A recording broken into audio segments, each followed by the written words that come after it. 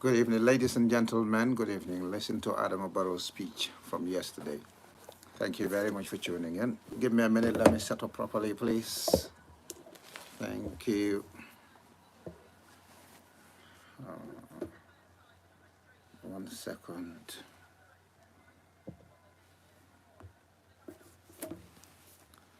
Let me play something in the meantime while I'm setting up.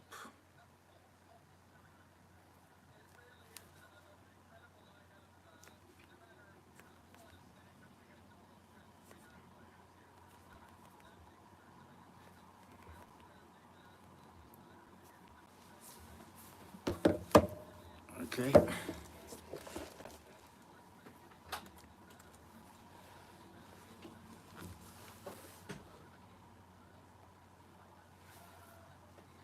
Let me play Adama Barrow's speech so you guys can hear it while I'm setting up properly. This is Gambia's president after his government being responsible for the murder of several Gambian children. 66, as far as we know, 66 children. All right, maybe more. Who knows? Are they being transparent? Are they being honest? We don't know, but we'll find out. Thank you. Listen to him for a minute. Let me set up properly.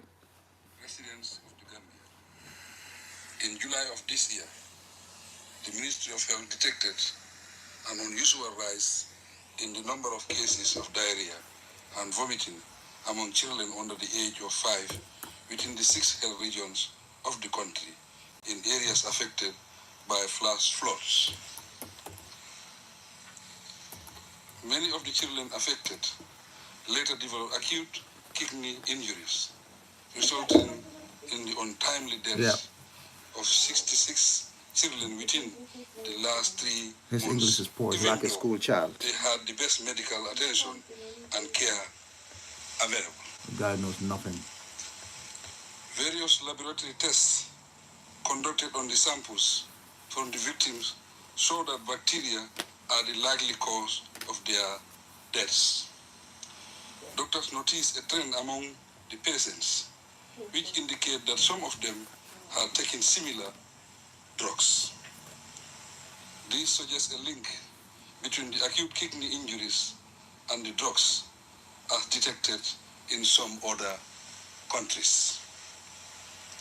Acting on this evidence, the Ministry of Health issued a statement to suspend the use of the suspected drugs.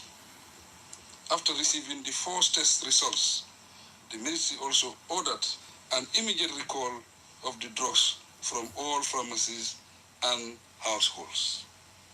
Fellow Gambians, residents of the Gambia, the Ministry of Health has since been working closely and relentlessly with the World Health Organization, WHO, and the Center for Disease Control of the United States of America, CDC, on this matter. Investigations are in progress, and we hope that they will get to the bottom of the outbreak soon.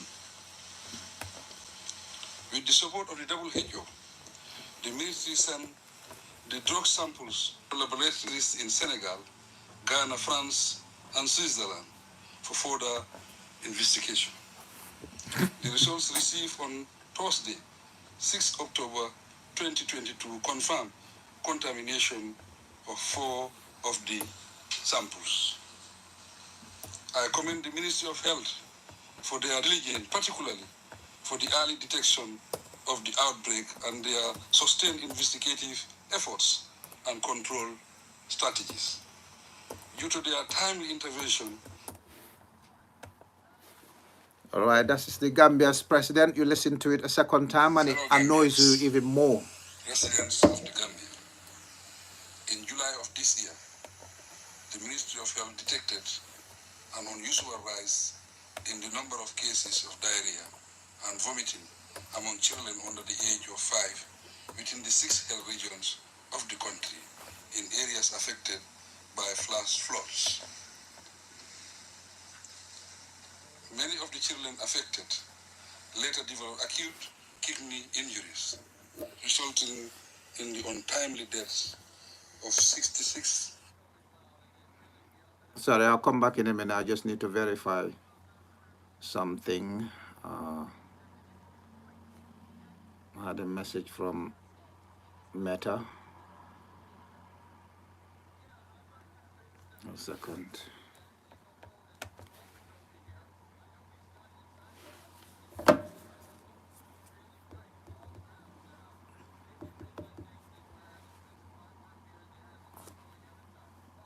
Nine seven two.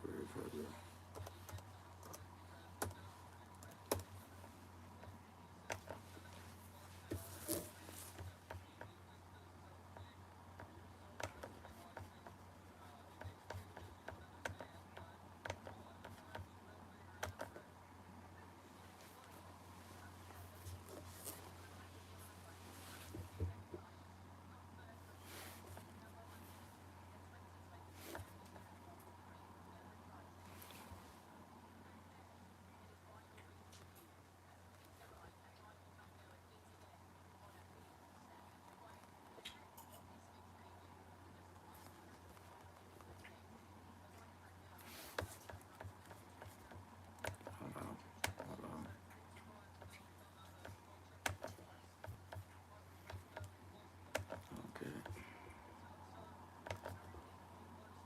Sorry, guys, I'm setting up. Just give me a minute, please. Setting up, setting up. I'll start in a minute. Today's Facebook Live is going to be about the scandal of the 66 babies killed by government hospitals under Adama Barrow and all the officials who are involved in what's going on in the Gambia right now. So I want to talk about it. I want to talk about a few other issues that are happening in the Gambia now, and they're all serious. But serious amongst them, the most serious of them all, is this baby syrup scandal. It's quite a disaster for the Republic of the Gambia. Probably in recent history, the most serious peacetime, the biggest peacetime disaster in Gambia's post-independence history, and that's true. We've had some disasters before, like 1981, but those ones are understandable. It's war. Although war didn't happen, that's what led to some of the disasters in 1981 and some other attempted overthrows of the government. So what Gambia is going through now is effectively the biggest scandal as far as I'm aware, and I've done a lot of research into the 2 years of a UP rule in the Gambia, United Party of Peres Njai. I've done research into the PPP rule. I've done research into the APRC rule. I was not part of the APRC government. I just became a member after President Jammeh's departure. All right. So I can tell you basically exactly what I know between the three governments that we have right now. And the biggest peacetime scandal is the one we faced right now in the Republic of the Gambia. And that is basically the lives of Gambian children that perished because of the medication that they're giving them to consume when they have coughs or they have other ailments and they need cough syrup. So that's the program I'm doing today, so I can discuss the issues we're facing. And the issues are quite serious because these things started happening now. It's not like this cough syrup was being administered in Gambian hospitals, government hospitals in the Gambia, for a very long time. It just started not long ago under Adama Barrow, basically. So I'm going to cover those topics, but I want to set this up on Facebook Live as well because this is YouTube. So if you guys give me a few minutes, I will come back to this program and start it.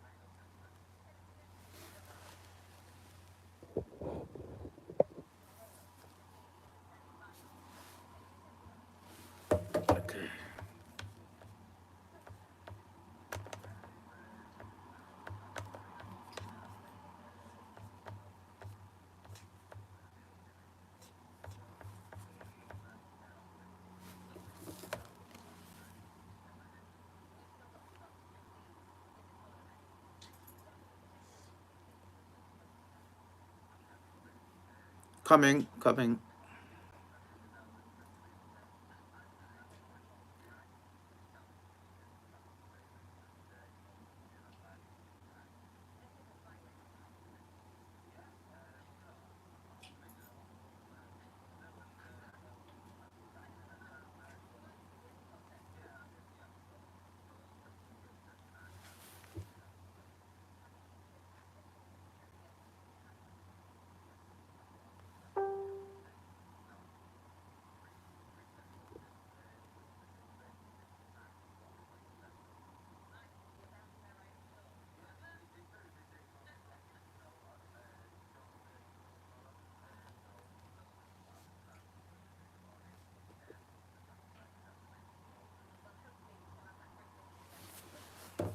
Okay, I'm ready now. So, hang on. This is failing again. Come on, Facebook. YouTube has got its game on. Facebook is taking forever. What's happening here?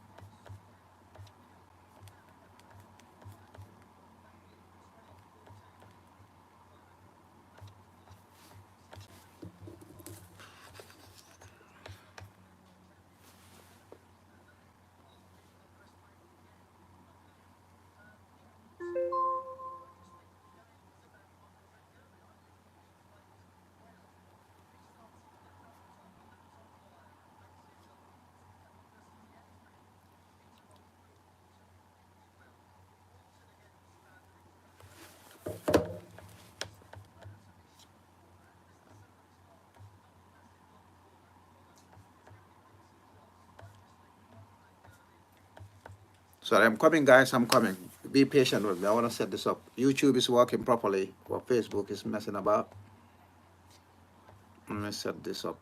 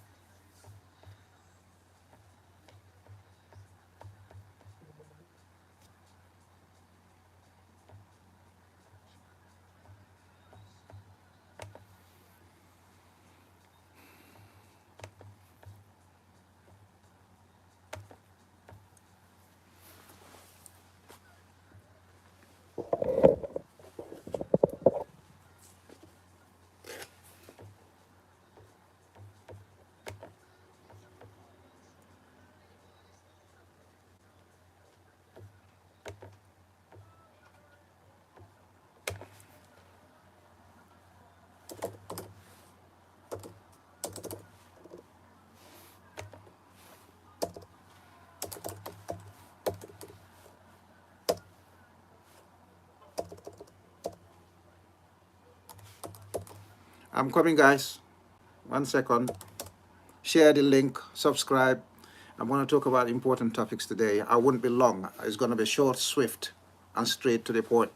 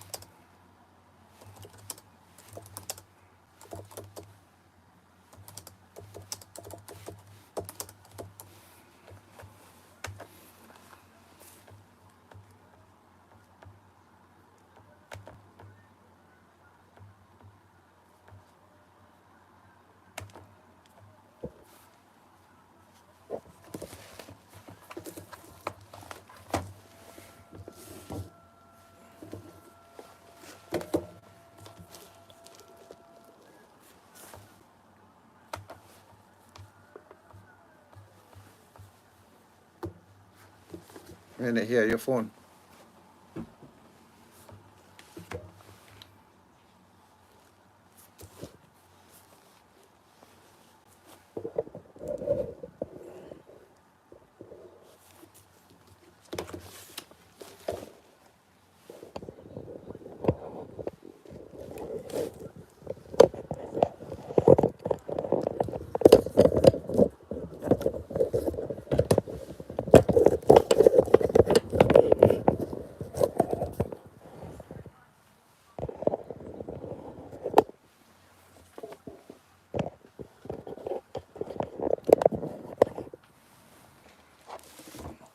Okay, I think I'm ready. Hold on.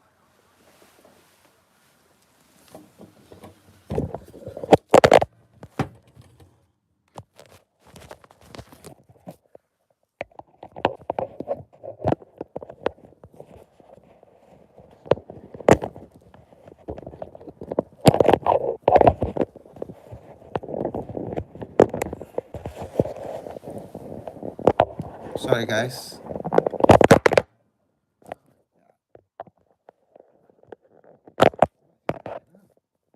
My tripod is messing up. Everything is just going cuckoo right now. Okay, that's better.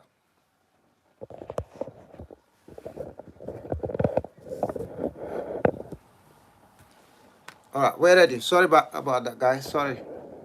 Okay, now this is what's happening in the Gambia right now.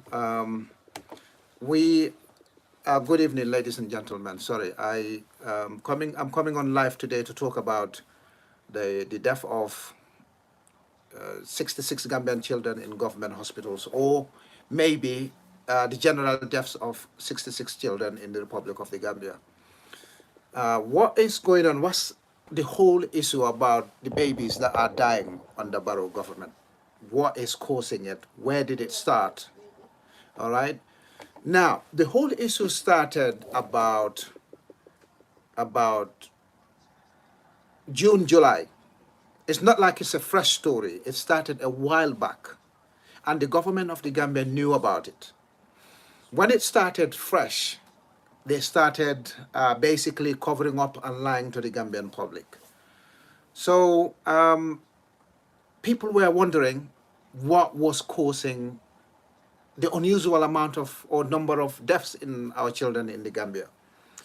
The government said they were investigating these deaths and they wanted to find out what was causing it. So they released a press statement out there.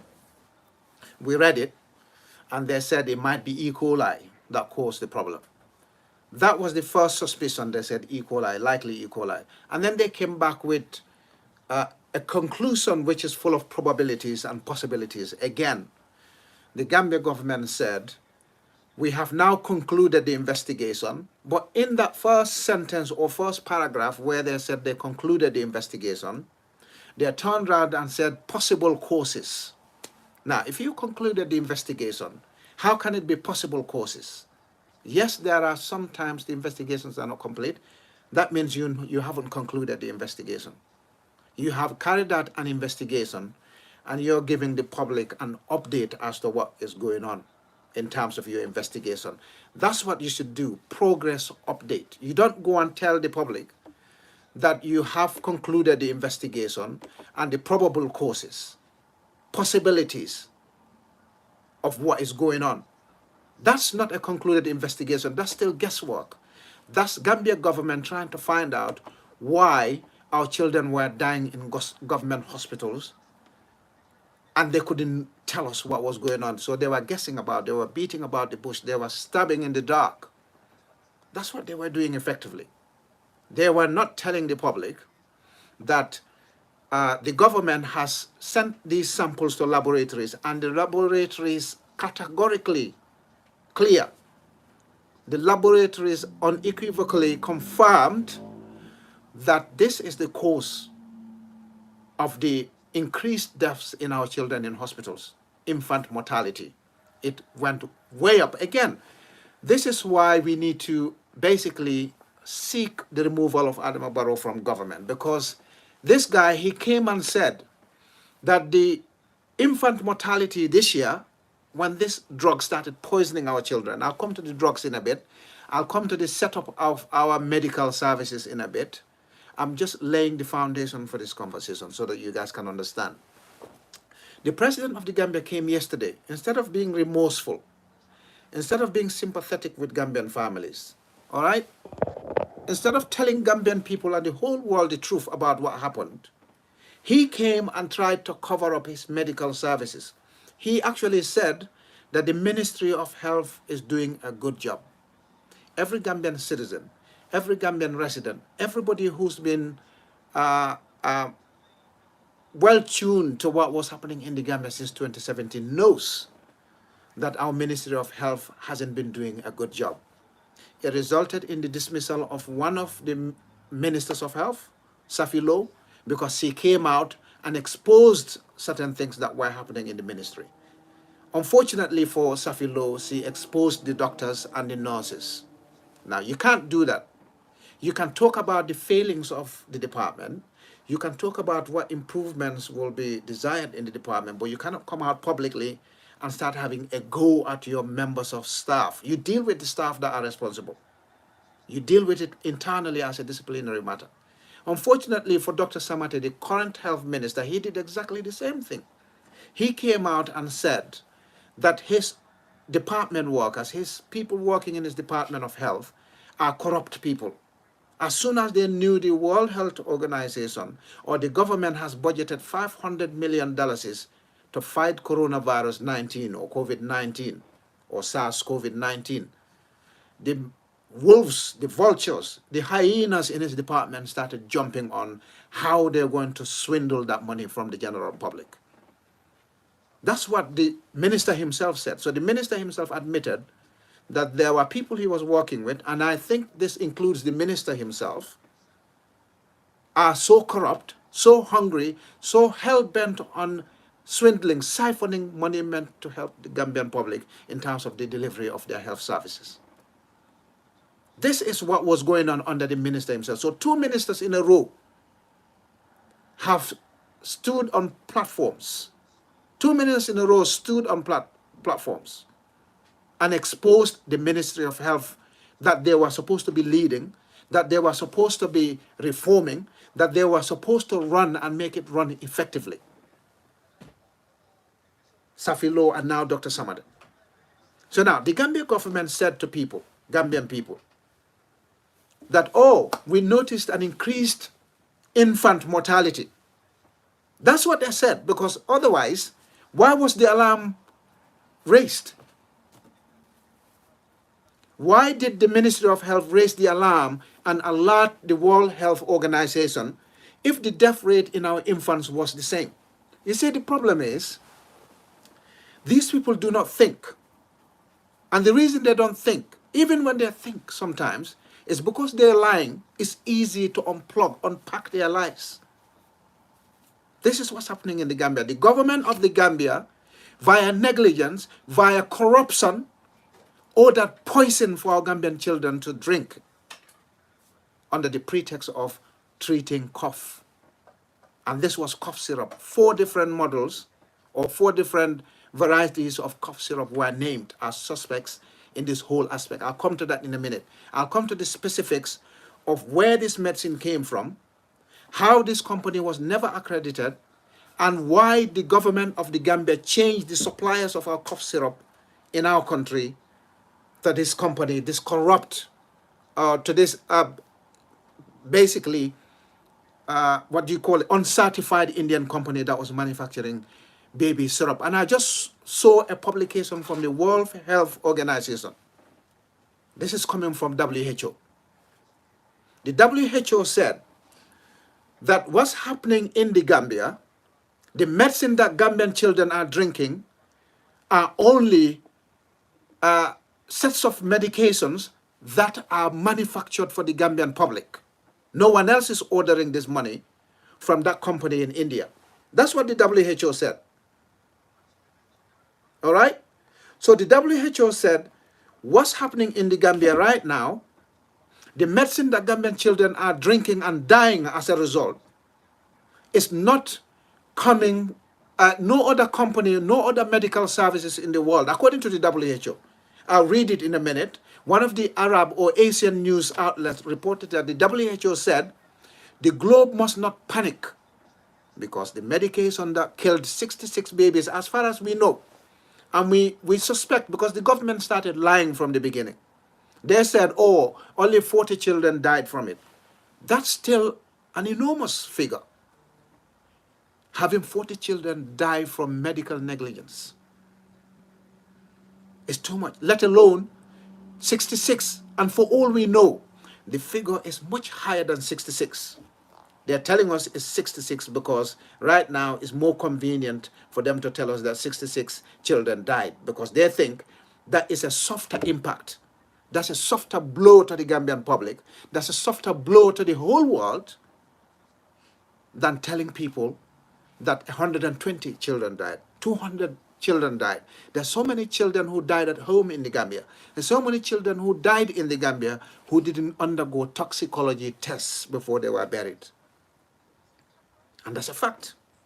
Nobody's going to deny that. Nobody's going to sit here and say to me, you're not telling the truth, because I am Gambian and I know how it is. And people are always quick to go and bury their relatives as soon as they pass away in the Gambia.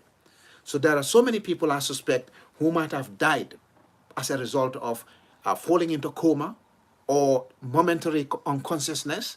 Before people know, they've declared them dead without even doing the medical certification of the child or the adult or whoever as dead. They basically hurry and put them together, bundle them up and bury them. All right? People die at home and they get buried without hospitals checking whether they did actually die and what the causes of death or deaths were. It doesn't happen in the Gambia. So now, the Ministry of Health, Adama Barrow's government, and Dr. Amadou Samate, the current Minister of Health, lied to the Gambian public and said, oh, it is basically 40 children that died and they think it's E. coli. Then that turned into paracetamol syrup.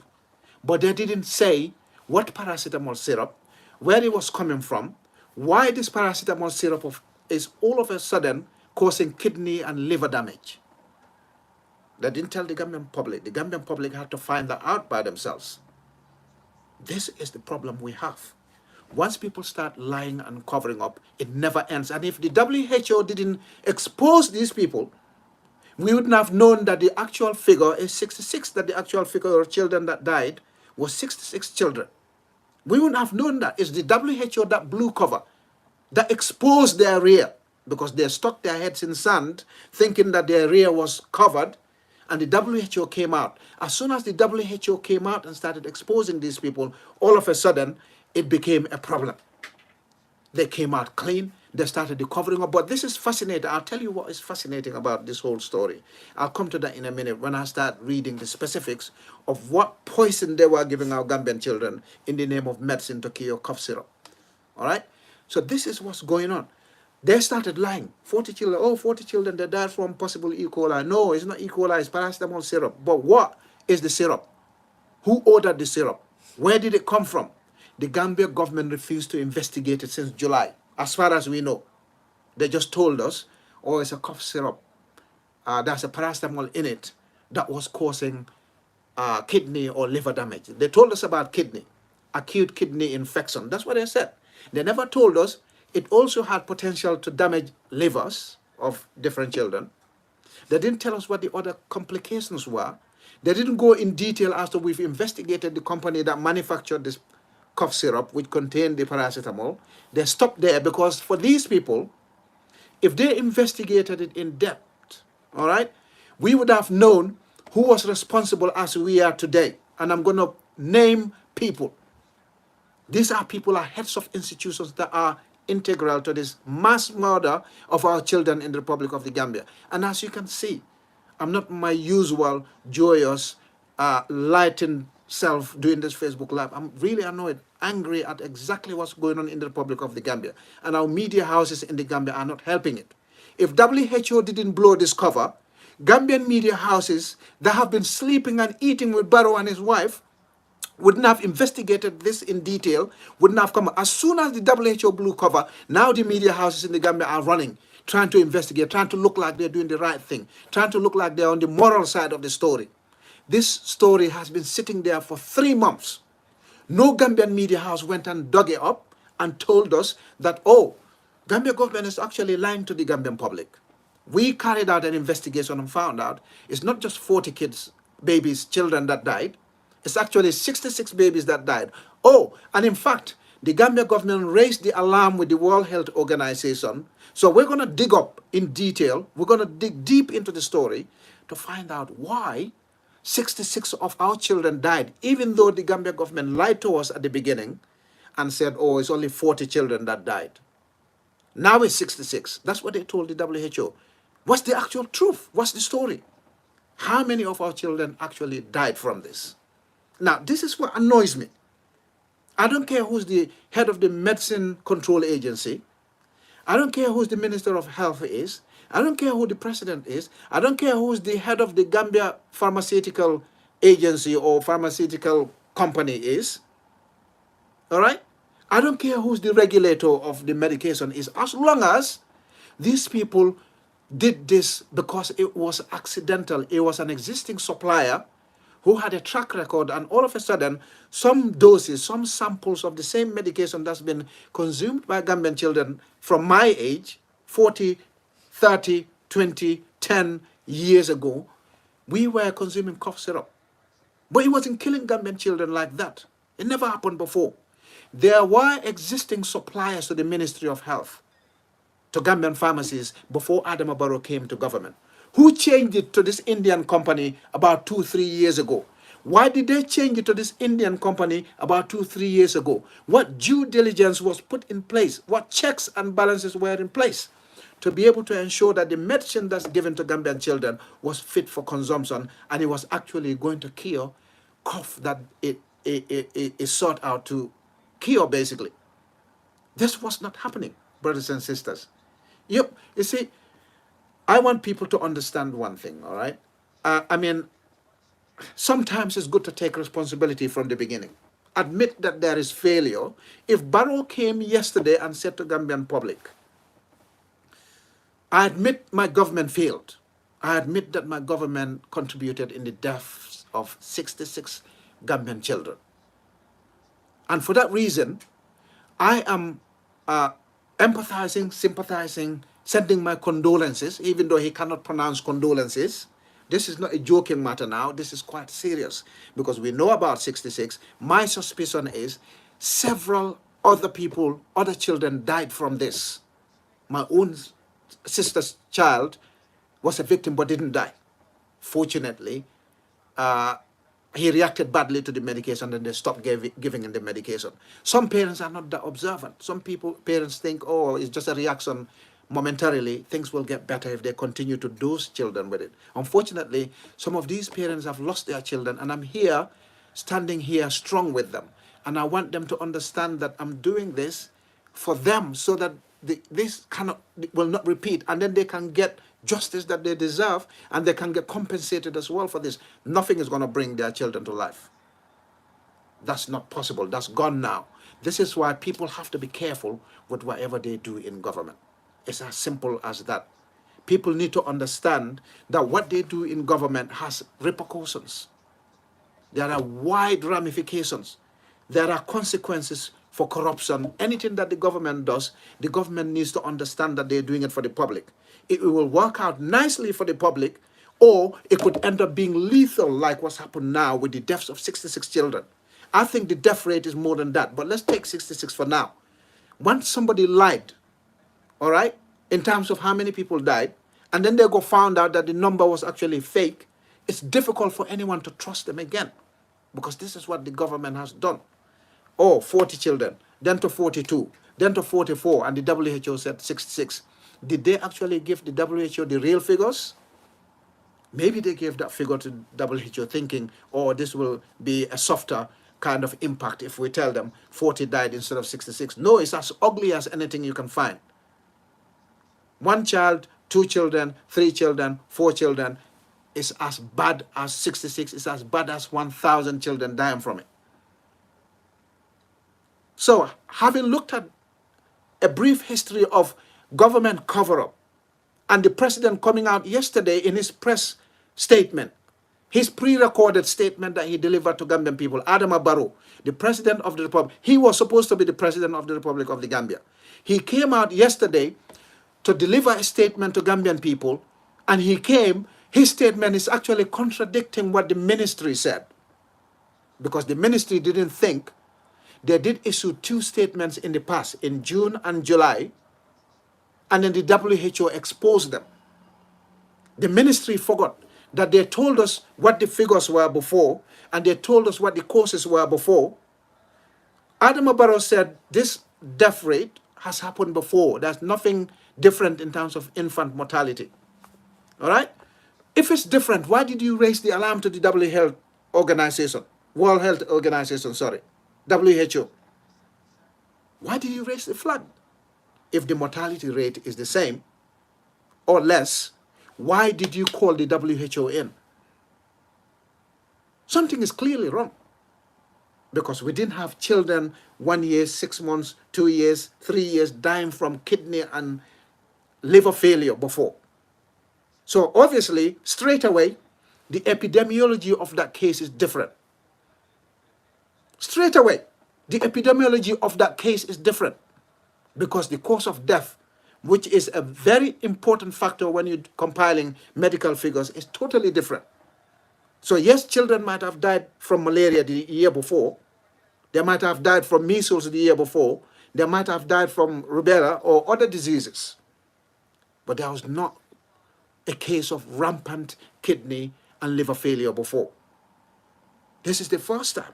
Something caused it. So obviously, that would have skewed the medical figures. The death rate in children would have gone up sharply, and that's what triggered the medical services into investigating why all of a sudden several babies were dying from this issue. Why are our children dying in large numbers all of a sudden from kidney infection or liver failure?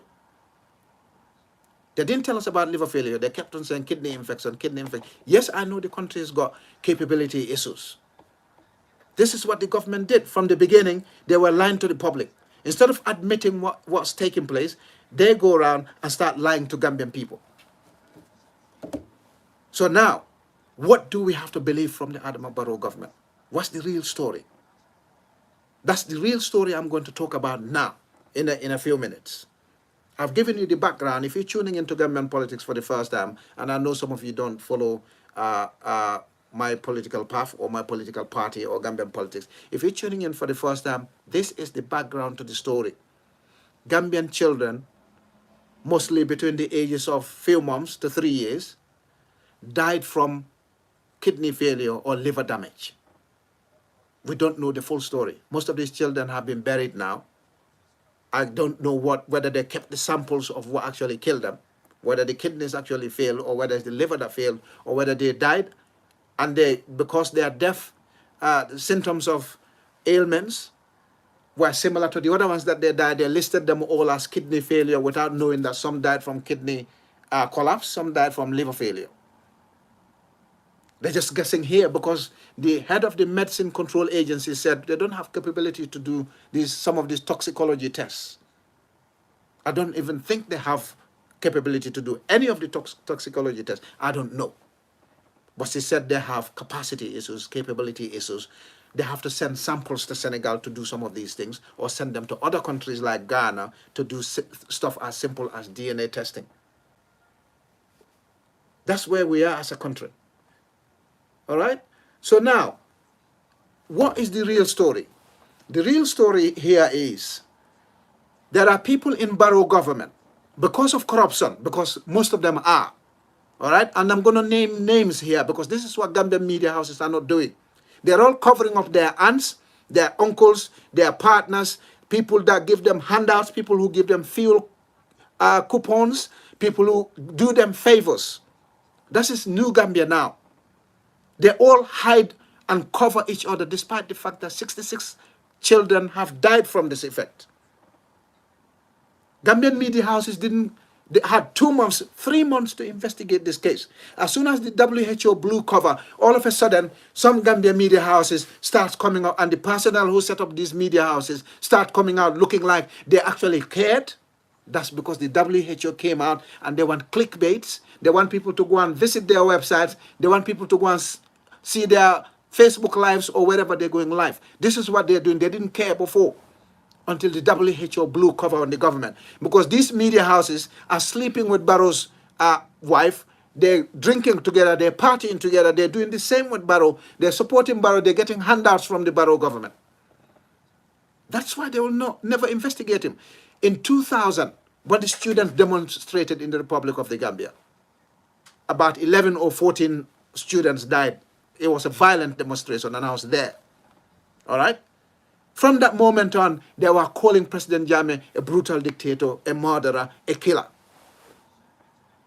The same media houses in the Gambia, they're still there.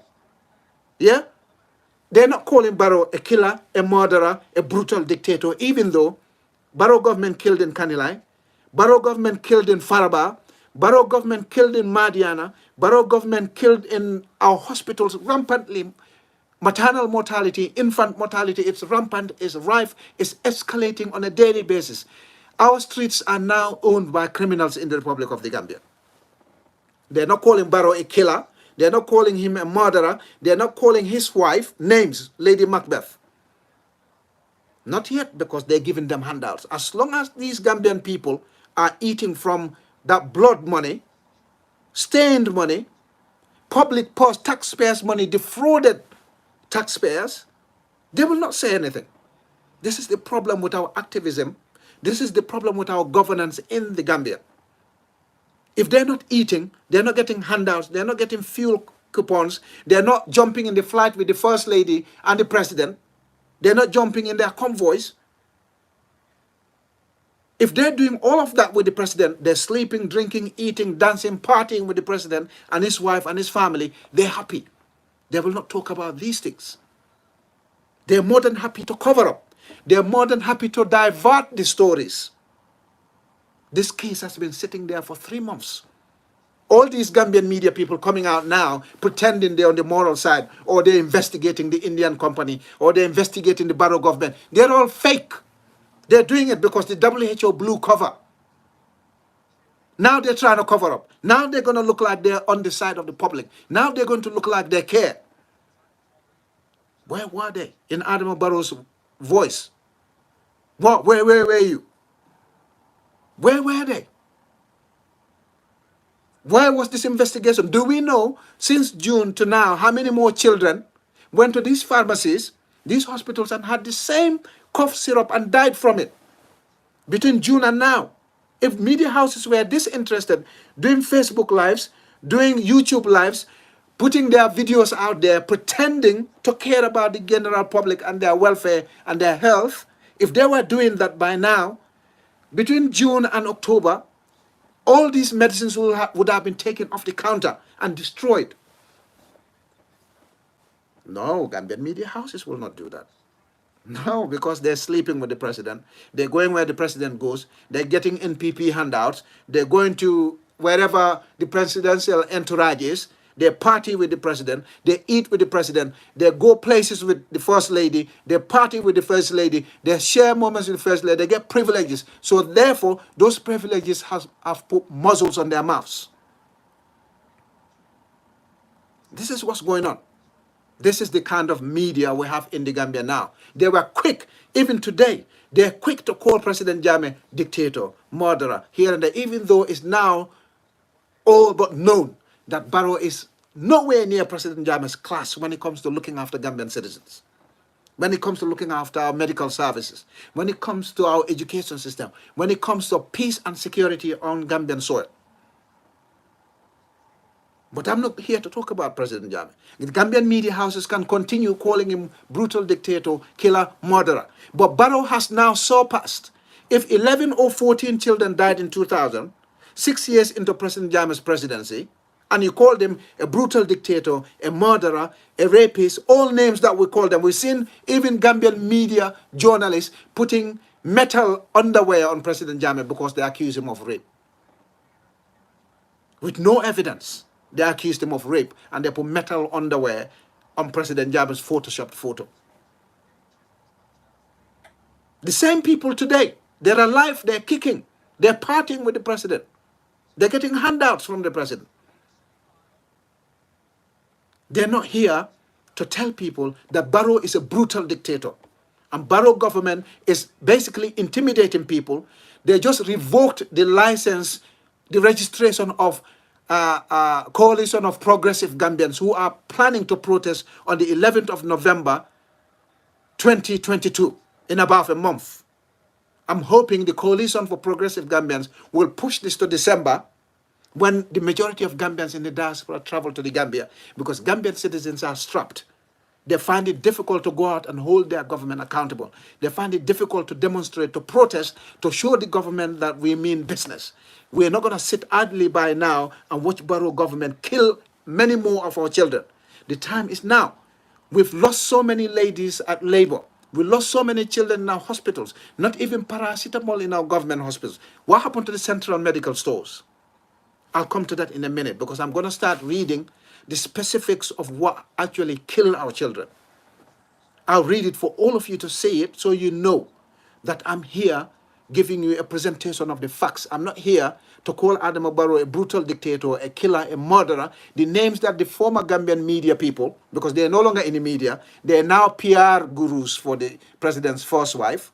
They are now PR gurus for the president himself. They are now PR gurus for the government and the NPP, because the stuff they used to say before, they're not talking about it anymore, because they're sleeping, eating, drinking, partying, and doing everything with the current administration. It suits them to keep their muzzles on and eat from the taxpayers' money. These same people were with President Jammeh. They worked with President Jammeh before. They were good until they fell out. It all became a problem. This is the type of media we have in the Gambia. The dangers of parlaying with the administration, the president, the wife, the ministers, and other things. Journalists are supposed to keep that barrier. Nobody's telling you to treat the government like enemies. It shouldn't be a cat and dog relationship. Nobody's telling you that. I'm not telling you to do that. But what's going on in the Gambia right now is actually Barrow successfully corrupting almost 90% of our media houses. There are 1, 2, 3 still principled journalists in our country. 1, 2, 3 still principled media houses. So not all of them are like that. And I made that. This is why I keep saying a large percentage, some of them. But most of our established media houses have now become compromised. They're no longer journalists. They're not doing the work that journalists should be doing for citizens. They're supposed to hold the government accountable, investigate these matters. We could have saved several hundred lives if the matter was blown like this back in June, July, when it first manifested. No, they were busy going with Barrow, flying up to other places, to Mali, to Libya, to UN General Assembly meeting, to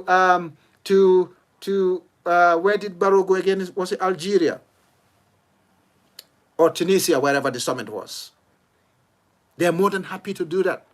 Barrow doesn't even have press conferences anymore because Barrow knows he'll get away with it. Our media houses, our journalists are all eating from the trough.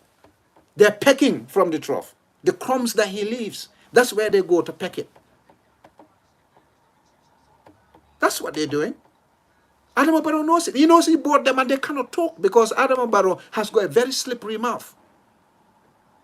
If they talk, he's going to say, oh yeah, last week I gave you 10,000 Gambian dollars.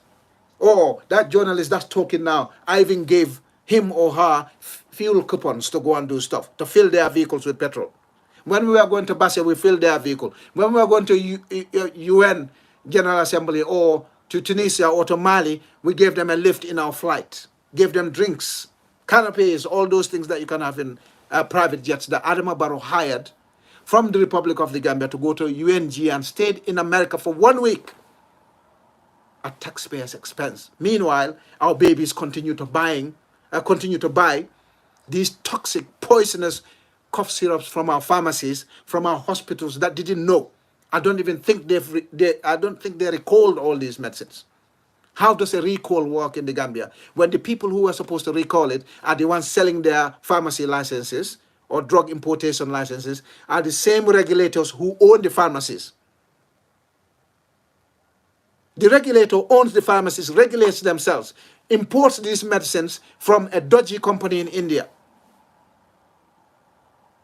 And you think they're going to recall their medicine? They're going to destroy their own medicine, put it in the bin, burn it? You see, this is what I've been saying from 2017. I don't care. Most of you who started seeing me from 2017, and you thought, oh, he's butthurt because President Jammeh left. No, I didn't benefit from President Jammeh. If anything, President Jammeh's government, under the Ministry of Education, cost me one of Gambia's most lucrative scholarships. Was it President Jammeh that did it? No, I don't know. I don't know who did it. I don't know who took my scholarship from me. It was the Ministry of Education that interviewed me after my results from Gambia College. I had a lucrative scholarship from the Sultan of Brunei, once the world's richest man. This was in 2001. Yes, based on my performance at Gambia College School of Public Health. I was a medical person before. I worked at medical and health services. So if I tell you what is going on now, I might not know the intricacies right now in the department because there has been change, there have been change of protocol, new departments were created. And these departments were working beautifully under President Jammeh. I'll come down to that in a minute. But now, we go back to this. I'm going to talk about the actual facts of the matter here. And this is the cough syrup that was imported in the Gambia. So the people watching this, if you're from your countries other than Gambia, or other countries other than Gambia, don't worry about this as far as the WHO is concerned.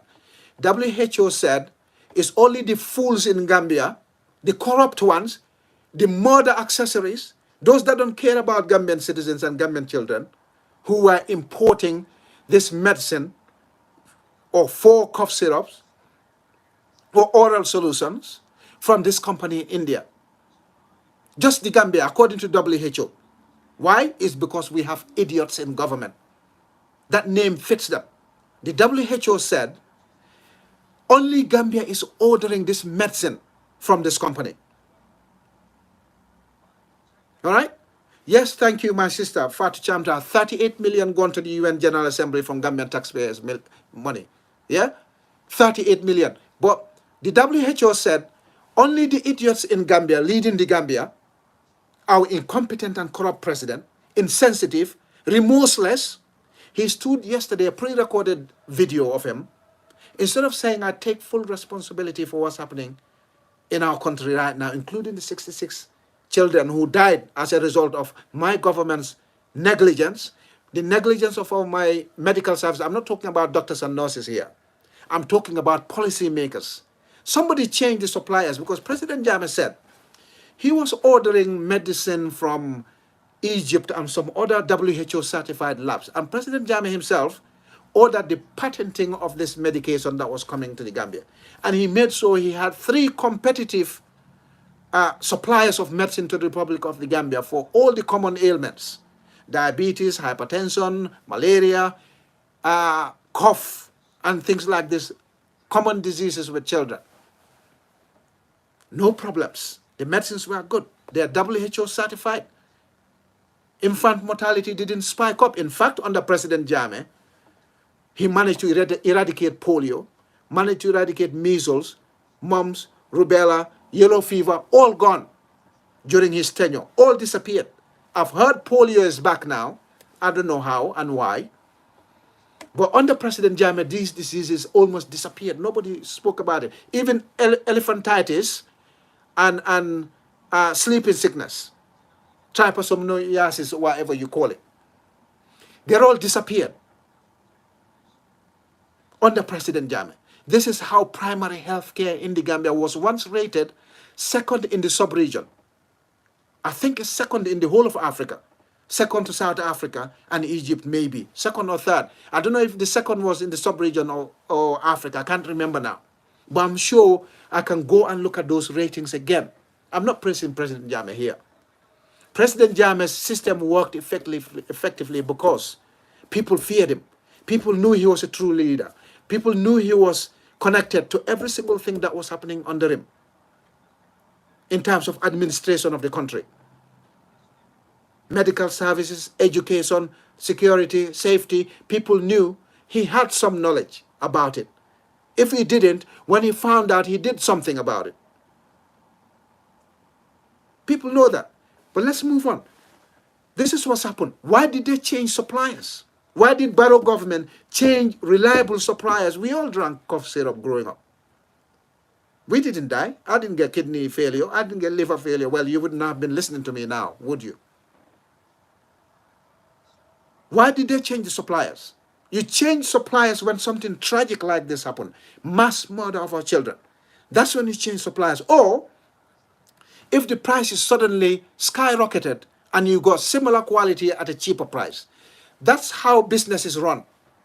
If your supplier suddenly changes, either because they're getting delays, or the quality standards have dropped, or the prices have gone up, you shop around for similar quality, or the same quality, or even better, so that you can get deliveries on time, or the same prices, or cheaper prices, or the quality is good or even better. That's how a leader works. That's how an administration works. In the case of the Gambia, we went from a Rolls Royce to a Mini. Or actually, not even a Mini. We went from a Rolls Royce to a donkey cart. That's what we've done in the Republic of the Gambia. So now, who changed the supplier? Who sourced this Indian company out?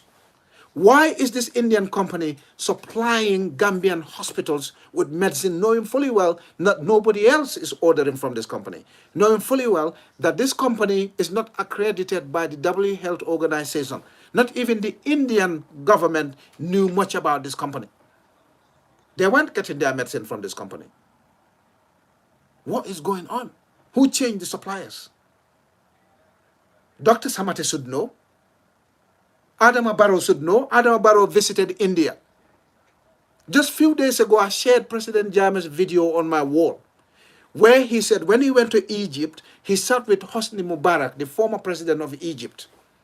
He knew Egypt had a track record of manufacturing quality medication for different countries across the world. So he sat with Hosni Mubarak, his colleague, his counterpart, and said, look, we want medication for our hospitals, but we want quality medication.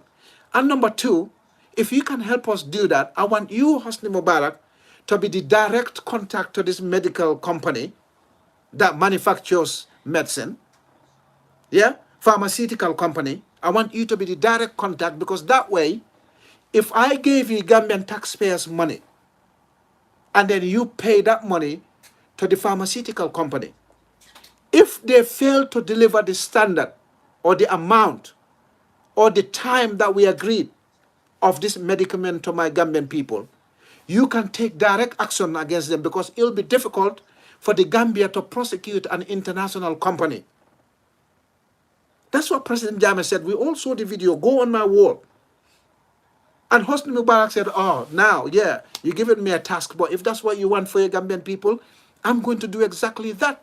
I'm going to liaise with this pharmaceutical company directly, so Gambia government can pay my government, and my government can pay the pharmaceutical company in return. So that way, if the pharmaceutical company fails to deliver the medicine on time, or the quality, or by the agreed price, Hosni Mubarak and his Egyptian government will take action against that pharmaceutical company. What a leader. What a leader. So Adama Barrow goes to India. Did he take his Minister of Health with him? Probably. Did he take the head of the Medicine Control Agency or the Gambia Pharmaceutical Company with him, or association or group with him? Probably. Was Adama Barrow himself aware that he's signing a deal with a company in India, and this company is the one that sent medication that was administered to our children and killed them? What is going on? Adama Barrow was there with Prime Minister Narendra Modi of India, shaking hands. Was Barrow himself personally involved in the procurement of this medicine, like President Jammeh was? Was Barrow responsible? Was the Minister of Health there? Was the head of Gambia medicine control agency there? Gambia's pharmaceutical group, the head of the chief executive officer, was he there or she there? Was Adama Barrow aware that they are taking a shortcut that would eventually end up killing Gambian children like it's doing now? Because most of this medication, basically, we have Gambian players being the referees at the same time. The head of the pharmaceutical group, or the Gambian medical, whatever they call it, the one that issues medical licenses or importation licenses for medicines to the Republic of the Gambia, he apparently has a pharmacy somewhere and maybe a private practice, who knows? I'll come to those nitty-gritty in a minute. Those nitty-gritties I'll read in a minute. Was Adama Barrow aware? But because these people want to pocket the money to get kickbacks, they will do anything to buy on the cheap at the expense of Gambian populations, at the expense of 66 children that they divulged so far. We don't know what the extent of the scandal is. The tragedy is humongous. What is going on? This is Adama Barrow. He said to Gambian people, oh, the death rates in our infants didn't increase drastically, so therefore it's normal. It's not a big deal, even though 66 children have died because of poisonous medicine that you people imported to the Republic of the Gambia. Instead of saying, look, I take full responsibility for this, I sympathize with the families, and I'll do everything possible to get to the bottom of this matter. And as a responsible head of state, you cannot allow the minister to stay in office, the head of the medicine control agency to stay in office, the head of the pharmacology or pharmaceutical group to stay in office, the director of medical services to stay in office while you investigate. You're basically hiring these people to investigate themselves, something which is not new in Adama Barrow government. He hires the same culprits to investigate themselves. He did the same thing with the scandal in Faraba. He did the same thing in the scandal in Kanilai. He said he gave the Gambia army responsibility to investigate. No, the Senegalese army, a COMOG, to investigate the killing of Haruna Jatta and the injuring of 19 others in Kanilai. No wonder none of those commissions came up with any decent reports. No commission that was set by Adama Barrow came back with a good result. Nobody was successfully prosecuted. This is why. Because the player is the referee, the player is the VAR is the referee. This is what's happening in Adama Barrow's government, in our judiciary, in our police force, and now in our medical services.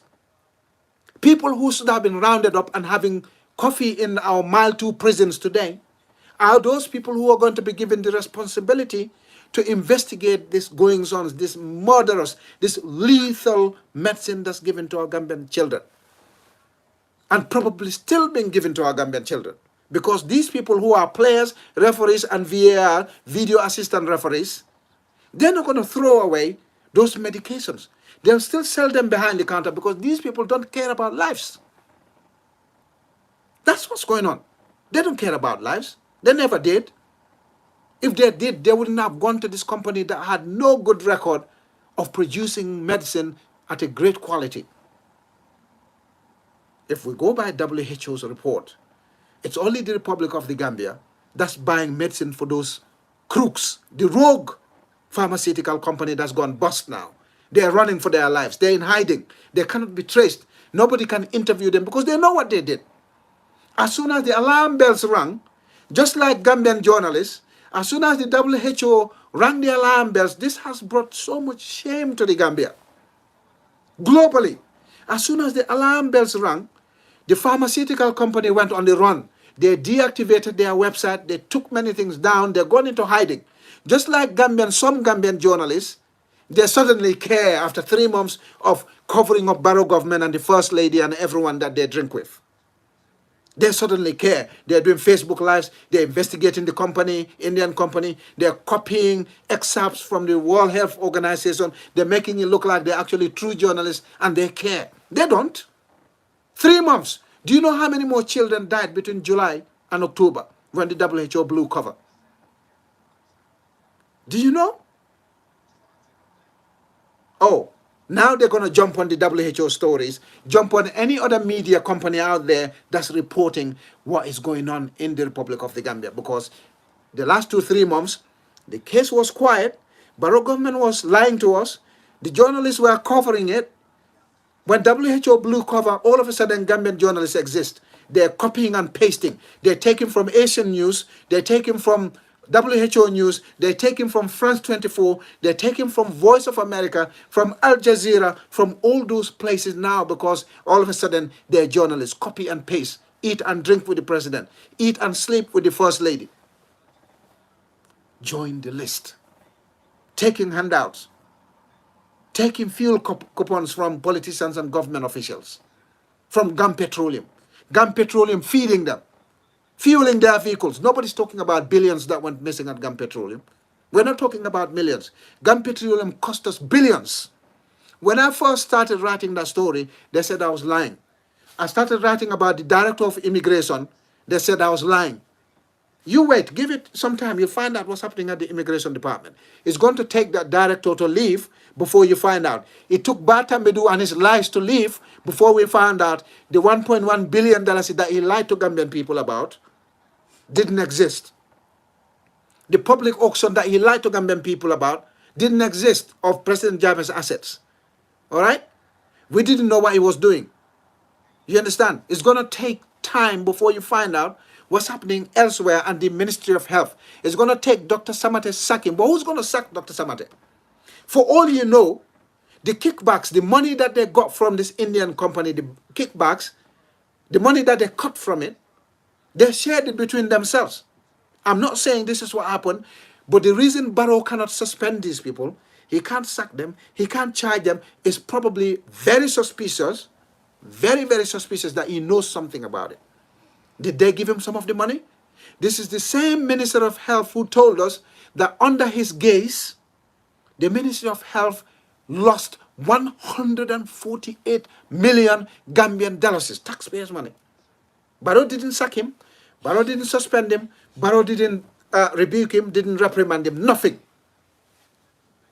The same minister said his department officials are corrupt, and the minister is the #1 corrupt person, the Minister of Health, Dr. Ahmad Samad. His allowances a month alone are more than his statutory salary. Under Safi law, we were struggling. They said no blood bags, no gloves, no this. Dr. Samate comes, no surgical gloves, no water, no electricity at our flagship hospital. Our main referral hospital in the Republic of the Gambia doesn't have water regularly, doesn't have electricity regularly, and people die from it. The ambulances don't have battery, they don't have fuel, or something is wrong with them. Brikama, people's houses are ablaze, on fire.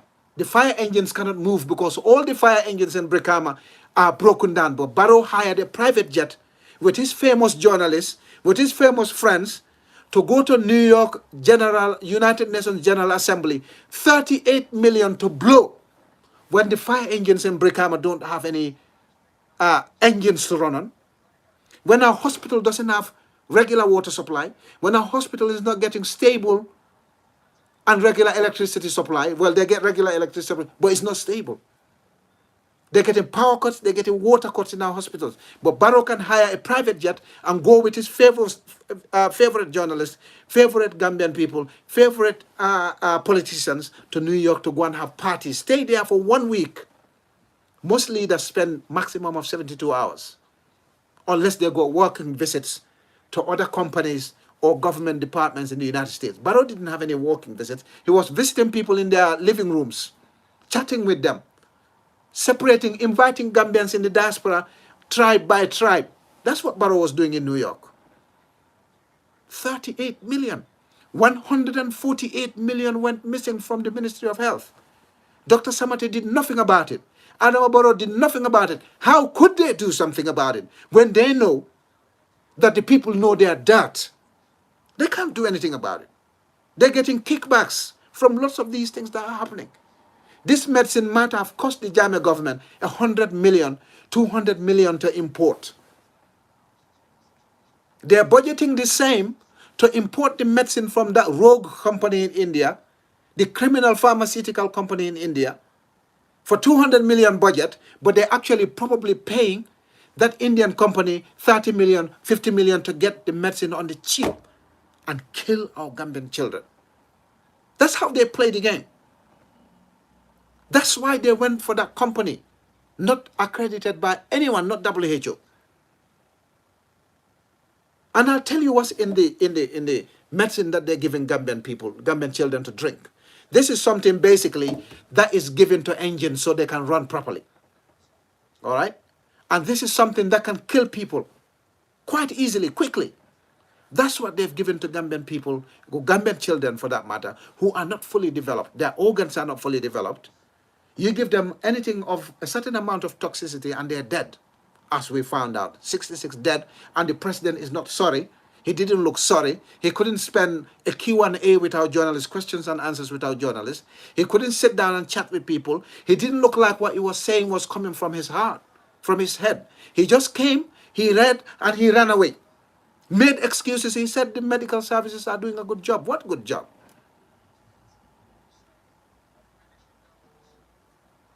You see, Barrow will not sack these people. He will not suspend them because they know his dirt. They know. In our local proverbs, they always say, tortoises know where to bite each other. You know the tortoise got big, hard shell over. If you don't know where to bite it, unless you go for the legs, but you probably will not know where to bite it and hurt it. But two tortoises know how to bite each other properly and hurt each other. When they're fighting, they know what the weak points are. So Barrow and his people, they know Barrow's soft spots. They know his dirt, and they will not do anything. He will not do anything either. They're going to try everything possible to brush this under the carpet, but it's not going to happen this time. It will not happen. In fact, the parents of these children are coming together to create a group. They should sue the government of the Republic of the Gambia, not the Indian company. No, they have absolutely no contract with the Indian company. What they have is Gambian citizens have a contract with their government for adequate supply of medical services. If the government is cash-strapped or ability is strapped, then we can understand it. But in this case, the government was not. There was a system in place that imported safe medicines for the Gambian people, especially children. Why did you change it? Why did you go to this Indian company? What for? Why, of all the people in our society, our demography, you decided to target little children who are not developed, not grown, little angels? Some of them died. Look at their photos flying on Facebook. Distressing. Why? Why do we have to do this, Gambian people? And we call ourselves Muslims, we call ourselves Christians, we swear by God, we invoke the name of God before we deliver our speeches. We go to the mosque 5 times, we go to Hajj in Mecca. Yet we do not perform acts of kindness. We're making a show of piety. We do not perform acts of kindness. What have our Gambian people become? What have my people become? The president didn't look like he cared. The minister of health didn't look like he cared. The head of the medicine control agency didn't look like he cared. The head of the pharmaceutical group or pharmaceutical agency, whatever they call it, Gambia Medical or Pharmaceutical Agency, I don't even know the title. Whatever they are, they're the ones that issue pharmaceutical licenses for people to import medicine into the country. I'll tell you what, last year they tried to sell me one license for $100,000 to import medication because I knew it was a lucrative business. And I said no. And I've got evidence of that. I said no. Although I want to invest in that business, I am not on the ground in the Gambia to be able to determine what medicine has been brought in my name. I will get the profits. I'll make lots of money. But how do I know what medicine was brought in my license to sell to the Gambian public? It almost looked like God was telling me, do not deal. But I knew this since January 2017 when I started finding out what Gambian people are like. I knew this from the beginning. All right? I thought, I know my people very well now. They can't put me in a situation where I will not survive. Because if this happened to me, that I knowingly, if it's accidental, you didn't know, fine. But these people clearly knew Why they were going to the Indian company to get the cough syrup, oral solutions for our children. They must know. Why did you go to India? We had existing reputable suppliers. Why did you change and go to a company that's not accredited? Nobody knows. Did you ask the company which other countries they're supplying medicine to? And then did you call those countries and ask them whether the medication they've been ordering from this company in India was recommended by them? Can Gambia go ahead and order the same medication for its children? I refused to take the license. I could have bought it 100,000 easy, and I'll be making millions by now because it's over a year now. I could have made millions from it. But today, I could have been sitting in my house here, shivering, quivering, shaking, feeling guilty. The director of medical services didn't look guilty. He came out and he couldn't name his colleagues who are responsible in this carnage. The president of the Republic of the Gambia didn't look guilty. The Minister of Health didn't look guilty. The president had to pre-record a message less than 5 minutes and he ran away. If I have to import medicine, especially, or food that is liable or prone to tampering, I want to be there to be able to see the samples when they're coming. That doesn't mean you will not miss the odd one. But it would not have been a spike in infant mortality that we just saw. How long has this been going on? How many more children have been buried now from the same thing? If you call Jammeh after a violent student demonstration in 2000, a brutal dictator, a murderer, why is Adama Barrow not carrying the same titles from our Gambian media houses? Because Barrow knew. Barrow was in the struggle. He knew what our civil society organizations and our journalists wanted. That's all they wanted. They wanted something, stomach infrastructure. They wanted something to eat. They wanted something to depend on. They wanted to be invited to your party. He knows. So quickly, he bought them all. Like commodities. Like a supermarket. You go and buy human beings. You buy their integrity. You buy their truth. You buy their souls. Then they cannot open their mouths and criticize you because you know their soft spot. The government started on the back foot. They started wrongly. I'll tell you. Let me tell you what medicine we have now. You listen to this attentively. What they said happens with this medicine that they gave to our children who are not developed. Innocent, very innocent angels, little ones. They haven't even lived life. You didn't give them the opportunity to live a life. You just snatched it from them just like that. You ripped their hearts apart. Took them from their parents. And you're still covering up. And he's got no remorse. This is what the Barrow government has done. Let me read to you what these people have done to our children. Let me read this to you. So you listen to the medicine that they were given to our children to drink. Yeah? You listen to this. All right? I will bring it up and then you see the effect it has on people, human bodies. All right? I'm going to read this. This news is basically from The Wire. This is what they're saying. I'm going to read it. Hopefully my reading ability will be better than Adama Barrow's. All right? So you guys listen to me. This one here. So this is The Wire reporting on this company. It's called Maiden Pharmaceuticals Limited. It's an Indian company which basically lied about WHO accreditation. They were not, according to the WHO, they were not supplying any other country apart from Gambia because they knew Gambia had fools in power. They had greedy people in the power. They had people who do not care about the lives of other Gambians, especially our children. So they will sell their souls so that they can put money in their pockets. All right? So now listen to this. New Delhi, Maiden Pharmaceuticals Limited, Haryana-based company that manufactured and exported the cough syrup that took the lives of 66 Gambian children. This is global news anywhere, damaging for the Barrow government, damaging for the country, shameful in every way. All right? This is what they said. This is the company that manufactured and exported the cough syrup that took the lives of 66 Gambian children. Yeah? And they said, Maiden Pharmaceuticals Limited is a repeat offender and has also lied about WHO certified on its website. This is the company. But I'm going to go to basically the chemicals that are involved in this, all right? So let me jump straight because I don't want to read the whole article. So 24 hours after the alarm bells were rung by WHO, all right? 24 hours after the WHO rung the alarm bells, 24 hours ago, the WHO issued an alert against 4 products made by Made in Pharmaceuticals Limited because they contain diethylene glycol. Yeah? They contain diethylene glycol in them. Okay? And ethylene glycol. Diethylene glycol and ethylene glycol is got. Or ethylene, whatever part of the country you come from. It has diethylene glycol in it or ethylene glycol in this cough syrup. These are the 2 main ingredients in the cough syrup that was killing our Gambian children. All right? So now, what does this diethylene glycol or ethylene glycol do to people, human beings?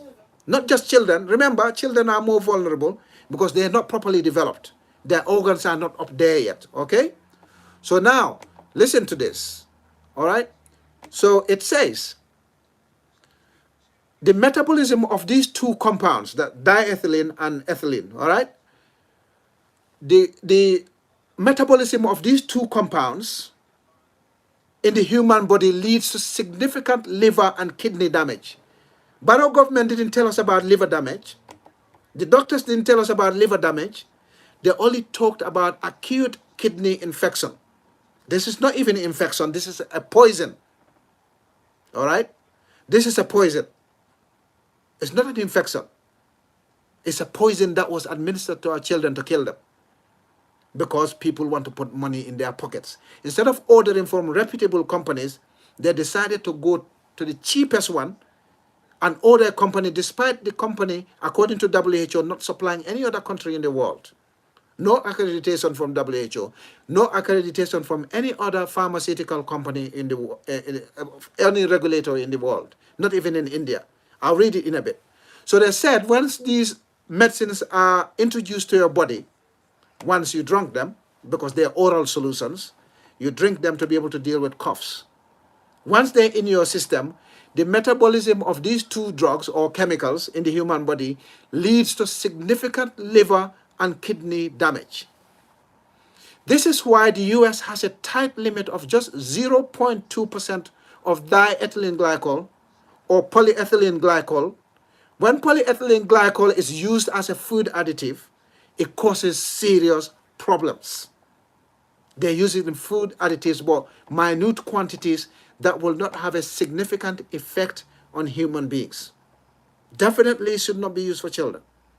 Not at the quantities that were killing them and children. So it continued. It says, Maiden's cough syrups themselves required polyethylene glycol.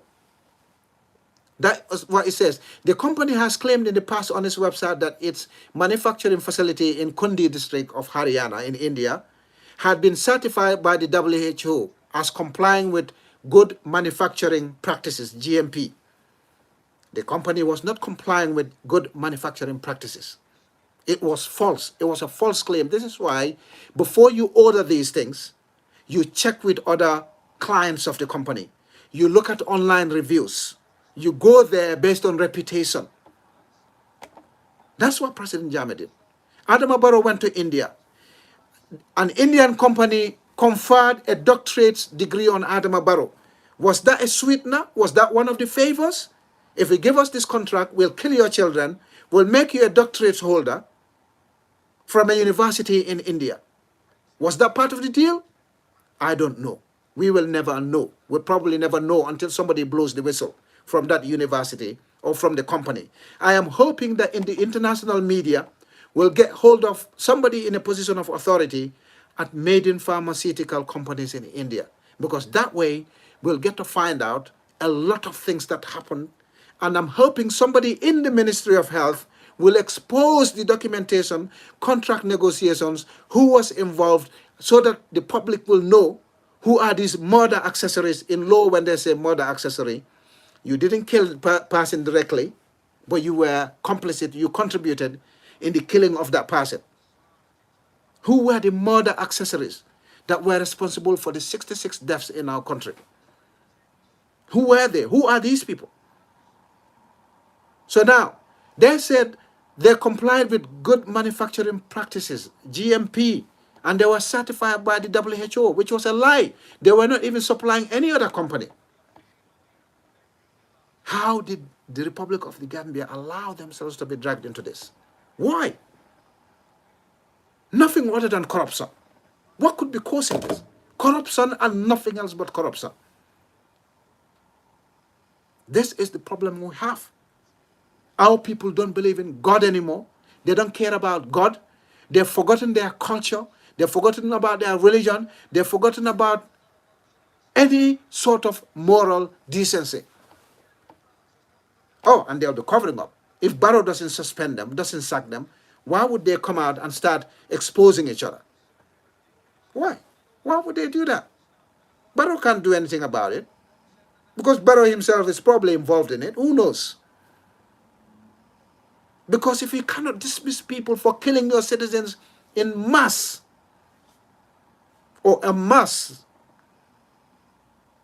what else can you do as a head of state? Why would these people care to come out with the truth? Or are they actually covering Adama Barrow up because he's the one that went to India? Was this deal part of his visit to India? What is going on? We have to get to the bottom of what with our journalists in the Gambia. Forget about it. They're only making noise now because the WHO exposed the government of the Gambia. They didn't care before. Network this, house this, yeah, or country this, either. Why? Why are we allowing Adama Barrow to get away with this?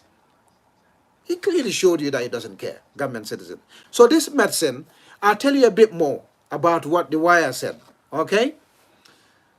So now, the website of the company went down. Nobody can access it. Nobody can get anyone in the company, not even the most basic of employees in the company.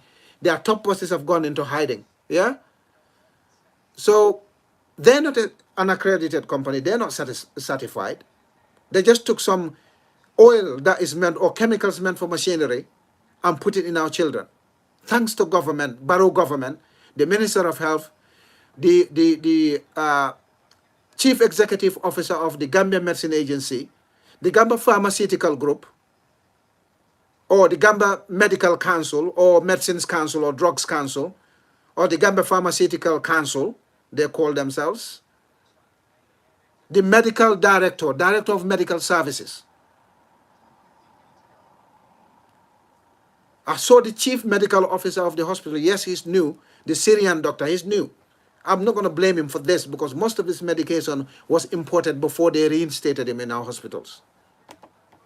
So I won't blame that doctor, the Syrian guy that went back last month or 2 months ago. He's trying to cover up. He's saying how Dr. Samate, this and Dr. Samate is no good fella. You can't wash him. You can't clean him.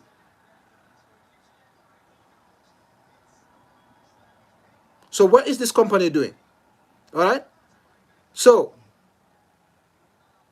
these facilities, either way, WHO's spokesman, okay, so I told you what the chemicals are anyway.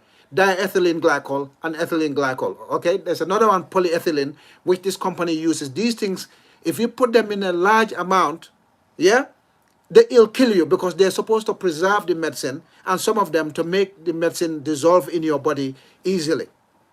Yeah, that's what they're there in the medicine. They add them to medicine to make the medicine last longer.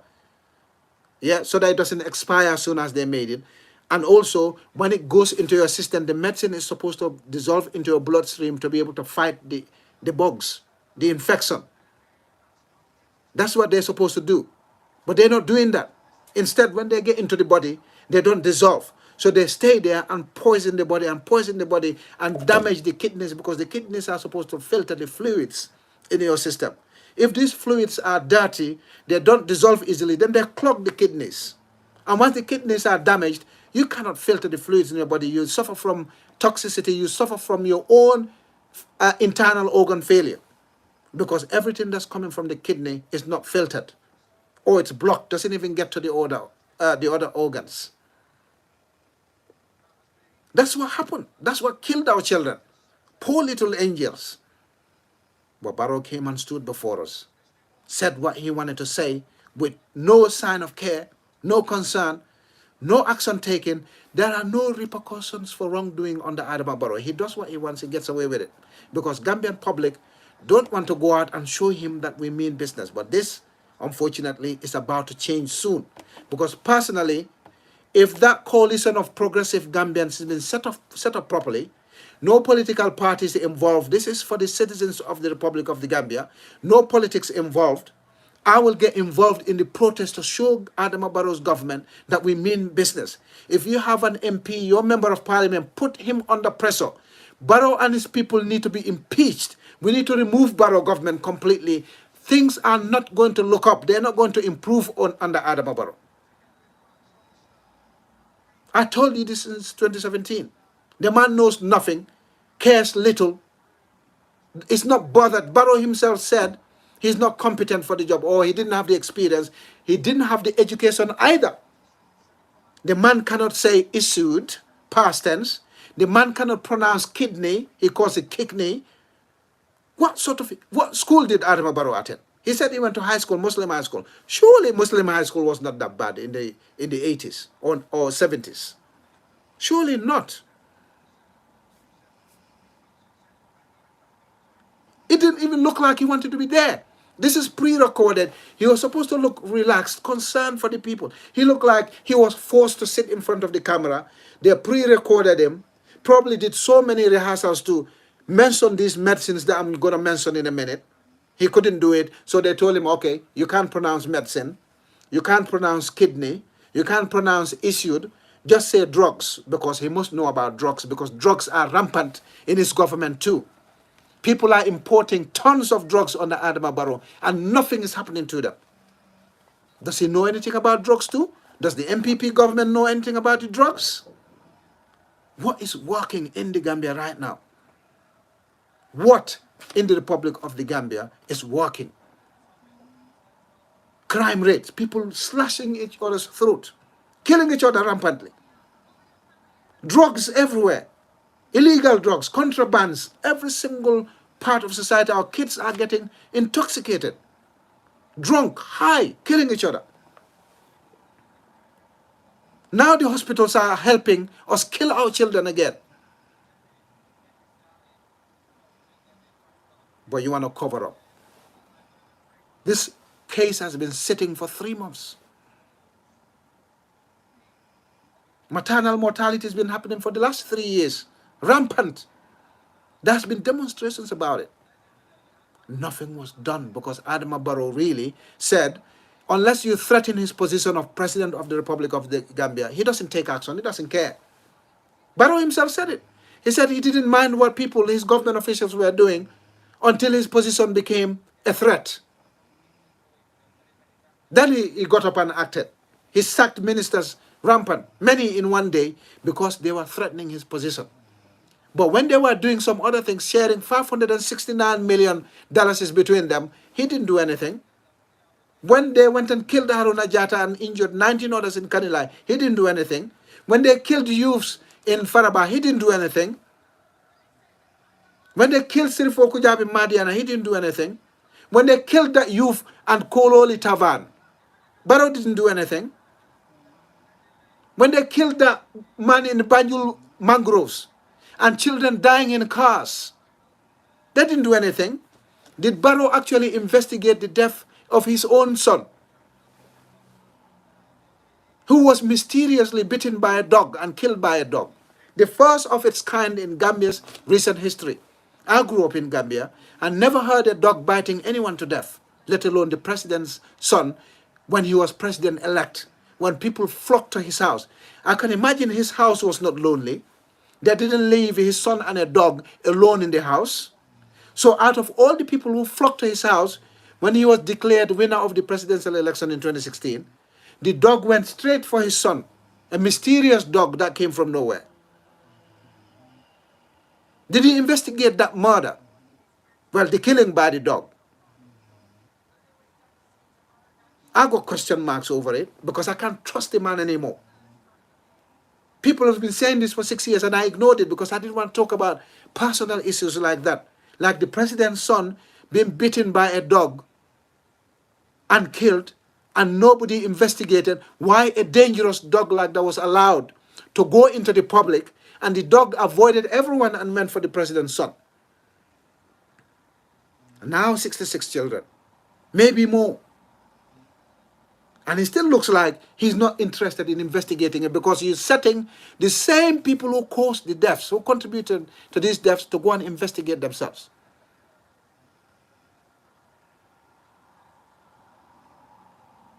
What's wrong with this man? So now, let me read this. Again, I'm going to read this. This is a publication from What's on Gambia. And I know What's on Gambia are very well connected with the government. Some of these things I know anyway, because I was being sold a license and I made inquiries about it, how much profit margins there were. If I got a license, what was going to happen? And then I found out it will not be appropriate for me to get a medical importation license when I'm not on the ground in the Gambia to be able to check these medicines. People could be taking advantage in my name, and people could be dying exactly the same thing because I suspected fake medication was being imported in the Gambia. What's on Gambia, the same What's on Gambia, exactly just over a year last year, published a full truckload of fake medicine that was imported into the Gambia last year, 2021. What's on Gambia published it. You think the alarm bells will ring? The Gambia Medicine Control Agency would have thought, let's have a look at our medications now. Yeah? You think they do that? They didn't. You think the pharmaceutical companies in the Gambia will do it? They didn't. You think the Minister of Health will do it? They didn't. The Minister of Health was busy lobbying for his allowances to be increased in the House of Parliament to twice his salary. Allowances alone are twice his salary. The Minister of Health. Under him, $148 million is gone missing. Last year, it was published that fake medicines were being imported into the Republic of the Gambia, killing people. How many people died from this? There were excess deaths in the Gambia in 2020 and 2021. They blamed it on COVID. Actually, no, because many people died at home, as often the case in the Gambia, and they buried them. What killed them? Could it be the fake medicines? You'll have a headache in the Gambia, or your hand will be aching, or your stomach will be aching, and you drink Gambian paracetamol. It look like you drunk nothing. Not effective. Could it be the fake medicine? People have been complaining that Gambia's paracetamol or painkillers they get given in our pharmacies and hospitals were not killing pain. They were actually killing human beings. Where are our media houses? Where are they? What is going on in our country? Fine, you want to call President Jammeh a murderer, a killer, whatever. Most of those things you accuse in President Jammeh, apart from the student demonstrations in 2000, of which I was a witness, you can't say President Jammeh's government killed them or President Jammeh ordered it. Yes, some of them suffered in the hands of security services. But the average Gambian hasn't seen it. It was not on tape, it was not on video, it was not on paper. But you still call him those names. Fine. You're a media house, call him those names. You're a journalist, Gambian journalist, call them those names if you want. But Barrow has now surpassed, Barrow government has now killed a lot more than those people. Oh, Barrow is not called a brutal dictator yet. He's not called a murderer yet. He's not called a killer yet, because obviously Barrow's wife and Barrow himself and Barrow's family or their friends' family are working with Barrow and they don't want to give him a bad name. Well, you see what happens? You accused President Jammeh of trying to abduct 70 babies and 100 virgins to sacrifice them, kill them, sacrifice them, knowing fully well that it was a lie. The same people who made that story, Fabu Sane, one of them, And Serin Chapacholi also exposed our media people who were involved in making those fake stories against President Jammeh. You see what God does? You accuse President Jammeh of stuff that didn't exist. You knew it was blatant lies, but you went ahead anyway. You guys called yourselves journalists. You were in the media. You lied. You see what God does? Now our own brothers and sisters have been killed by our own brothers and sisters in broad daylight. They blame the medicine from India. Don't blame the medicine from India. Blame the policy makers, the head of the Institution of Medical Control Agency, the head of the Institution of Health, which is the Dr. Samate, the head of the Gambia Pharmaceutical Group or Pharmacology or whatever they call it, the one that issues licenses. I'll read their names in a minute. Blame them. Director of Medical Services, blame them. The head of the Central Medical Store, yes, the head of the Central Medical Store will only deal with what was given to them. The doctors can only prescribe what is given to them. The people at fault here are Adama Barrow, the head of the Gambian institution, Dr. Ahmad Samate, the head of the medical institution, the Kaira lady, Jane Kaira lady, the head of the Medicines Control Agency, and the guy who's in charge of the issuing of pharmacy licenses in the Gambia. All right? Let me read their names now so we can all keep our eyes on it.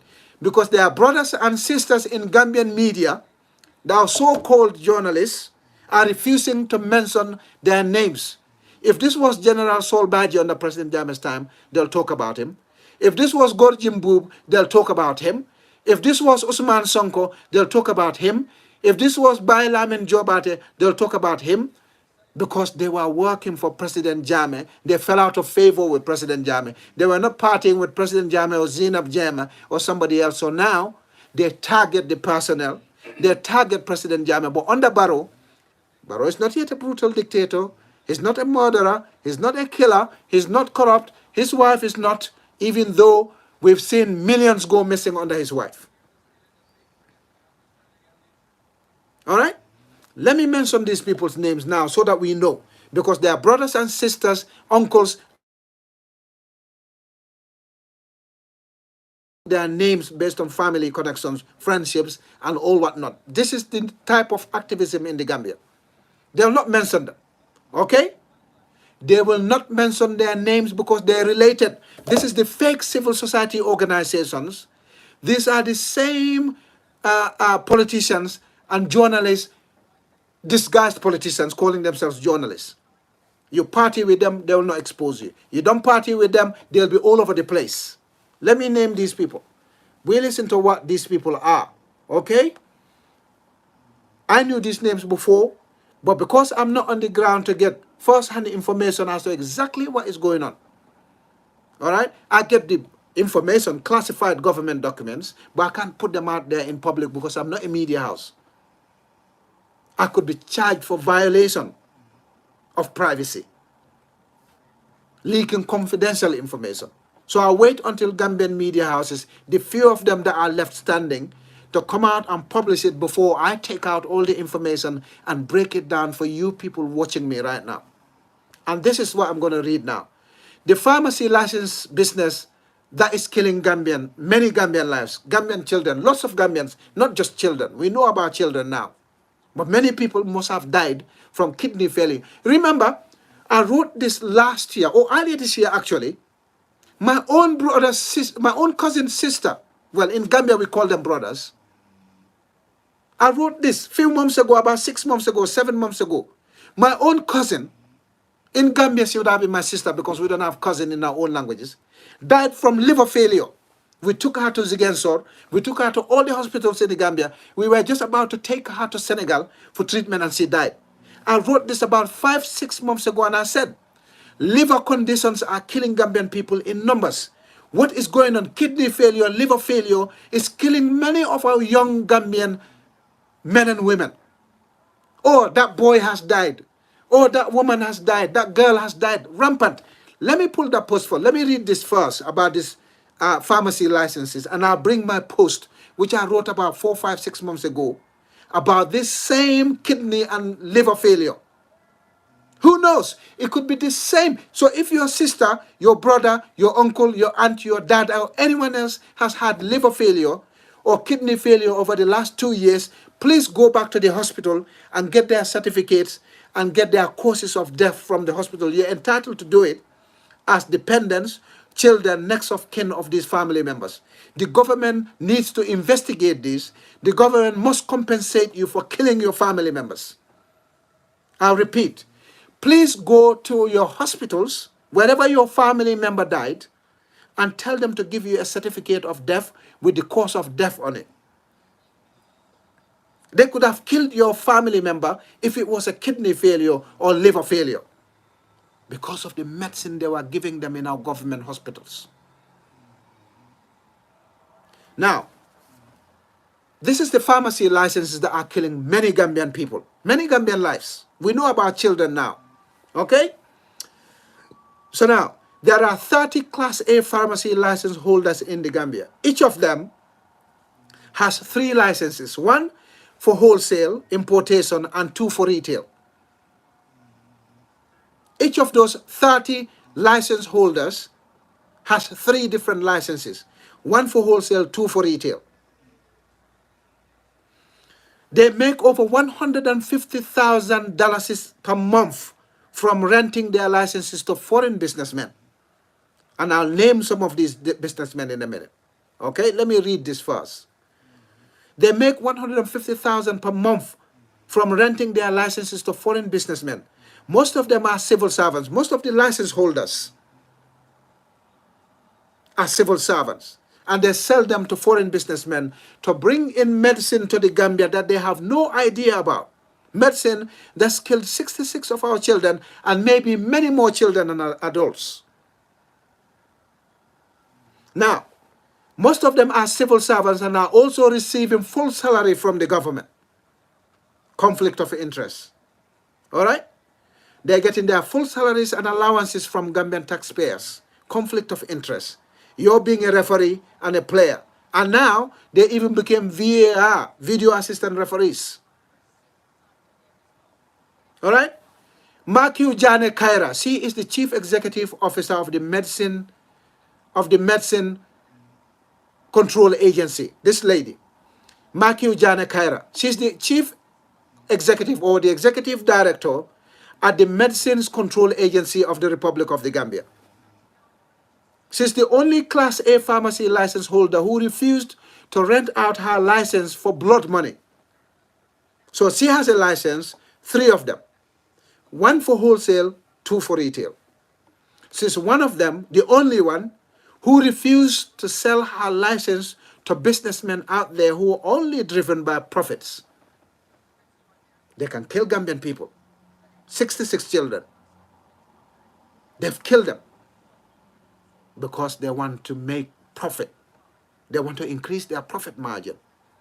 And in turn, pay our civil servants $150,000 a month on top of their government salaries, on top of their government allowances. So the lady Makiu Jane Kaira is the executive director of the Gambia Medicines Agency or Gambia Medicines Control Agency.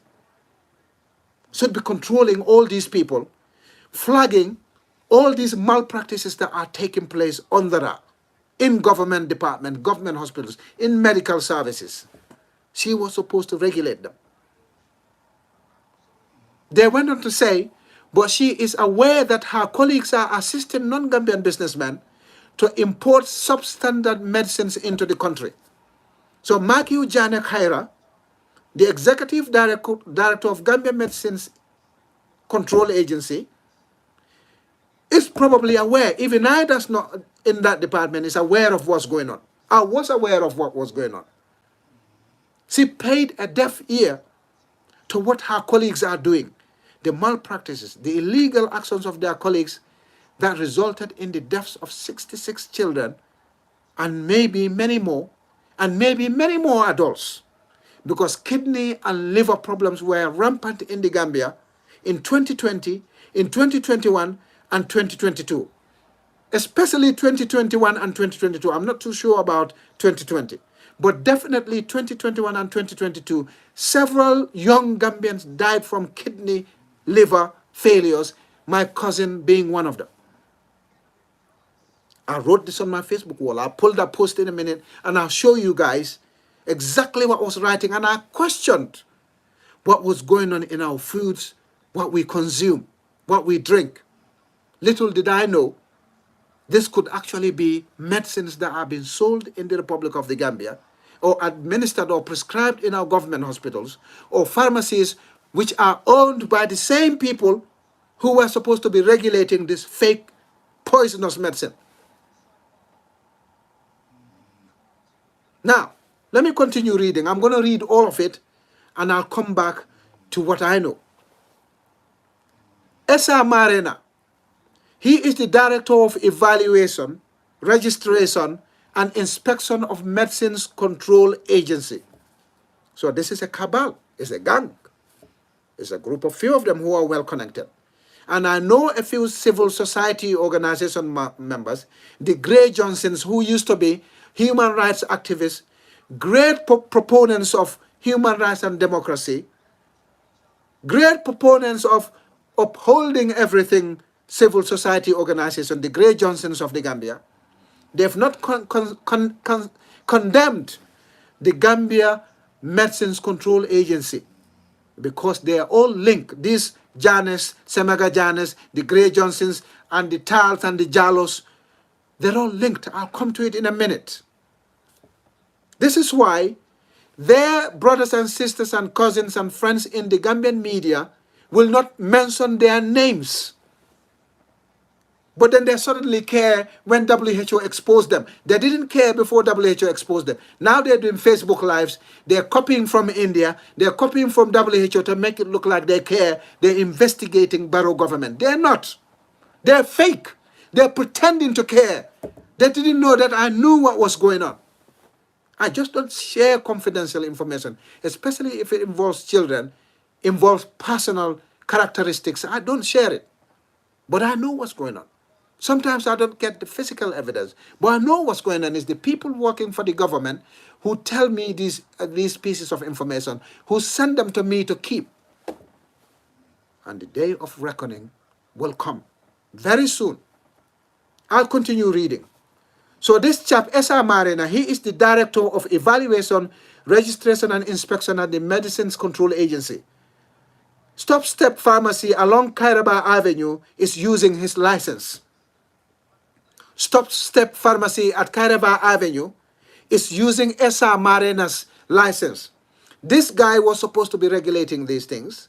He was supposed to be evaluating. Do you think him issuing his license to Stop Step Pharmacy is a good thing? No.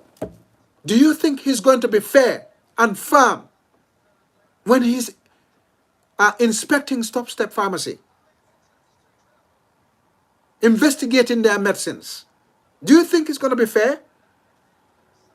No, it's not going to be fair. This is what I'm saying. I've been saying this conflict of interest at the Jana Commission with Ami Bensouda, conflict of interest at TRRC with Chairman Lamin Sise, Adelaide Sosi, Alaji Sedi Barrow, Baba Gale Jalo, and others. They shouldn't have been at the TRRC. Our own justice system has now been known by all Gambians to be who is connected, who's not connected. If you are connected, you don't get prosecuted. You get away with murder, literally. Same thing in our medicines. Same thing in our policing.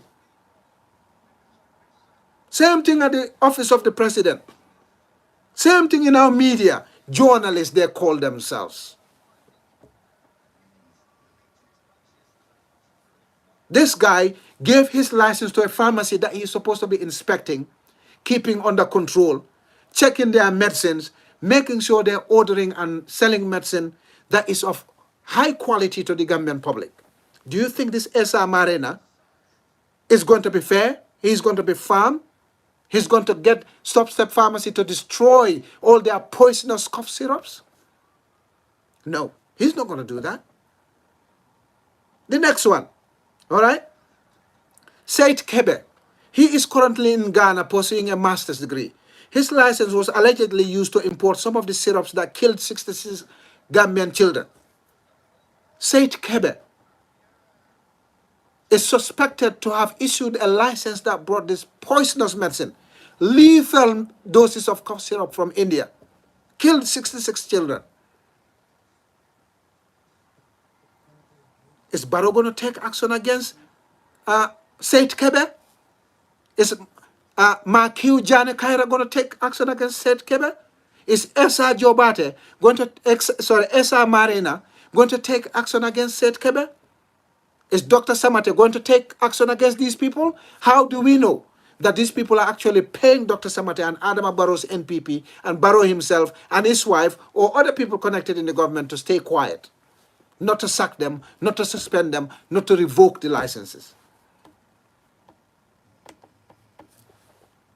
Do you think this is right? Gambian citizens, children of Muslims and Christians. So far, what I'm saying here is Gambian Muslims doing all of this. Pray 5 times a day.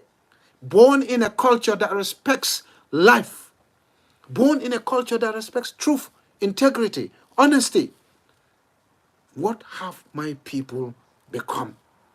What has the Republic of the Gambia become?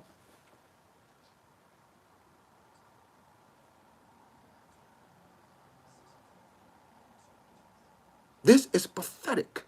It's absolutely disgusting. We go to the next person after Said Kebe. Yeah, Omar Gay. He is the registrar at the Pharmacy Council. That's the name I was looking for, the Pharmacy Council. Gambia Pharmacy Council, GPC or PC. Omar Gay, he's the registrar at the Gambia Pharmacy Council. He was renting his license to a Gambian-owned pharmacy, Gam Farm, but later decided to cancel the contract and gave the license to the Lebanese at City Pharmacy, Bruceby Turntable. This is what Sun Gambia published it. Some of these people I already know.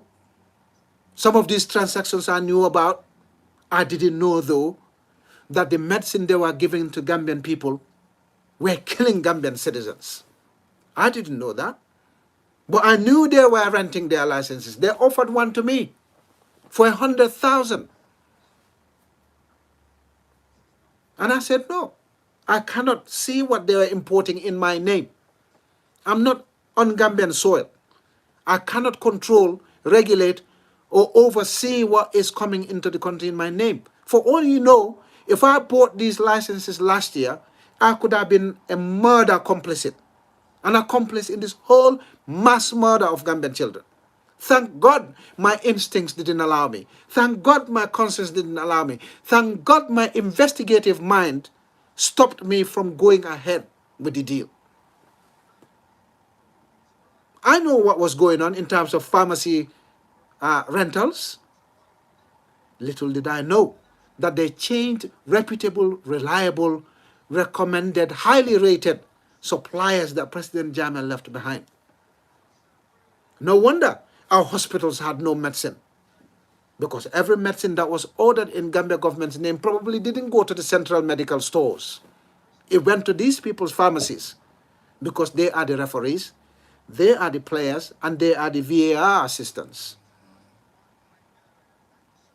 They are the VAR officials. And Barrow is tasked them to investigate themselves again, just like he tasked the ECOMIG to investigate the murders of Haruna Jatta, tasked the same police to investigate the murders of Faraba Youth, the murder of Serifo Kujabi, the murders of other people in this government. That's Omar Gay. He's the registrar. Yeah? Gave his license to a Lebanese at City Pharmacy, Bruceby Turntable. Babanding Sabale is the director at the National Pharmaceutical Services. Yeah? Babanding Sabale is the director at the Gambia Pharmaceutical Services. He gave his license to Gam Farm. After hearing that, his colleague Omar Gay abruptly withdrew his license from them and gave it to the Lebanese. So Babanding Sabale, after hearing that Omar Gay withdrew his license from Gam Farm, He went and gave them his license because he heard that Omar gave his license to the Lebanese pharmacy near the turntable, Brusubi. Fatu El Samate, she is the sister of the Minister of Health. Again, this is something I've written in the past. I knew Dr. Samate, the Minister of Health, his own sister is involved in Gambia pharmacy deals. Gambia Pharmacy Council. Dr. Samate's own sister is involved in this murder accessory, mass murder.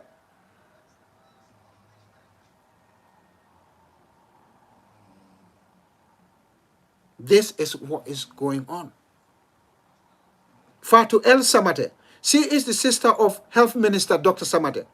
Fatu works at Central Medical Stores. I knew that before. I published it before. Nepotism, favoritism, conflict of interest. How is Dr. Samate still in his job?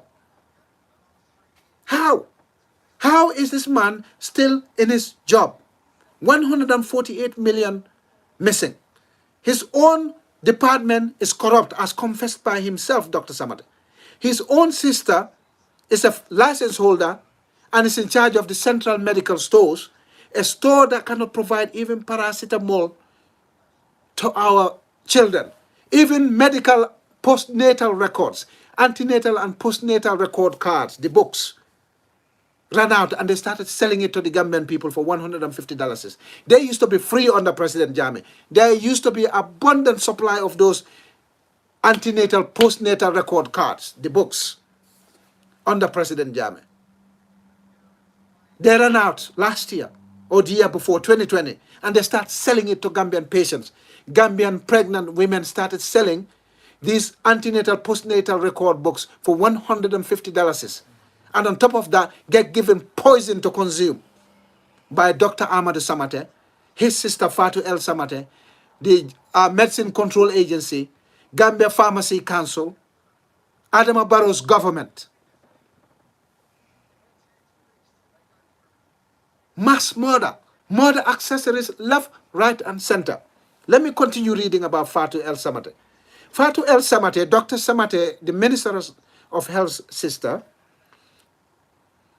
works at Central Medical Stores. She's renting her license to the Lebanese City Pharmacy in Brikama. That's what Watson Gambia said. But I know for a fact that she had a license. I knew for a fact that she works at the Gambia Medical Stores, Central Medical Stores. I knew that. Conflict of interest, killing our people, destroying our country. She gave her license to the Lebanese at City Pharmacy in Brikama. What is that Lebanese importing into the country?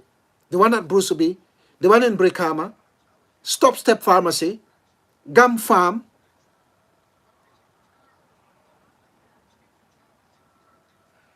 It is alleged that the counterfeit drugs that were intercepted by Senegalese authorities as Ker Ayub last year, which again, Watson Gambia is one of the only reputable, credible media houses standing right now in the Gambia.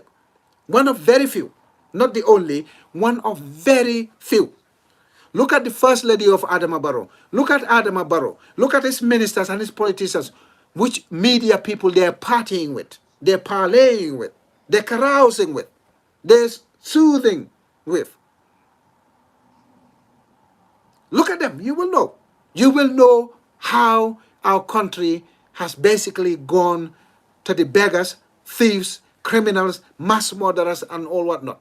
Whatever names you call them.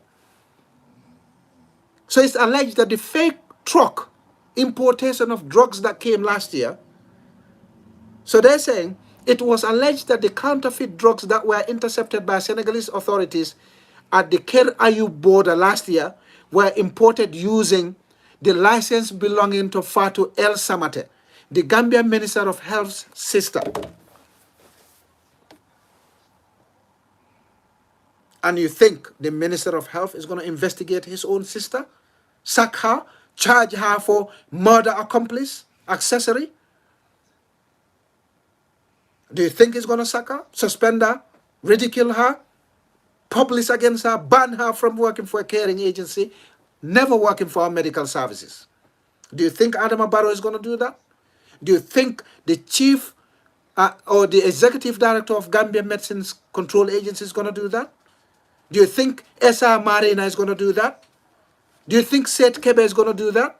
Do you think Babandin Sabali is going to do that? Do you think Makiu Jana Kaira is going to do that? I'll continue reading. Emily Jan. Yes, Emily Jan is the next person. Emily Jan works at Serakunda General Hospital, but she is currently not in the country. The Indians at Amin Pharmacy in Brusubi are using her license while she's away. So this could have been me. I'm Emily Jan, is not in the country. She's given her license to Amin Pharmacy, according to Watson Gambia, who are using her license to import, administer, prescribe medication to Gambian citizens in her absence. Where's the control function? Where is regulation here, brothers and sisters? You tell me. What is going on here? Sorry, let me put my phone on charge because it's running low on battery. How does she know what these Lebanese are bringing to the Republic of the Gambia? Sorry, I suspect this was going to happen. Sorry, guys, give me a minute, please.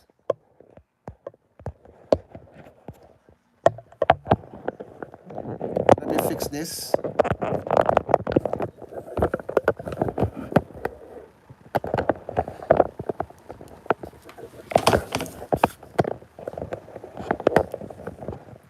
Sorry, I had to fix my thing because the phone was losing battery. Sorry, guys. So, do you think this Emily Jan can control what the Amin Pharmacy is bringing into the country, what they're selling to our Gambian citizens and killing our children? No, she can't control it. Brothers, this is absolutely sickening. Yeah, this shouldn't be happening in this day and age. This is the Republic of the Gambia. So the Asian News Hub said, WHO alert, no need to panic as syrups were manufactured for Gambia only, says the drug controller in Kashmir. Don't panic, they said, because the drugs are manufactured for Gambians only.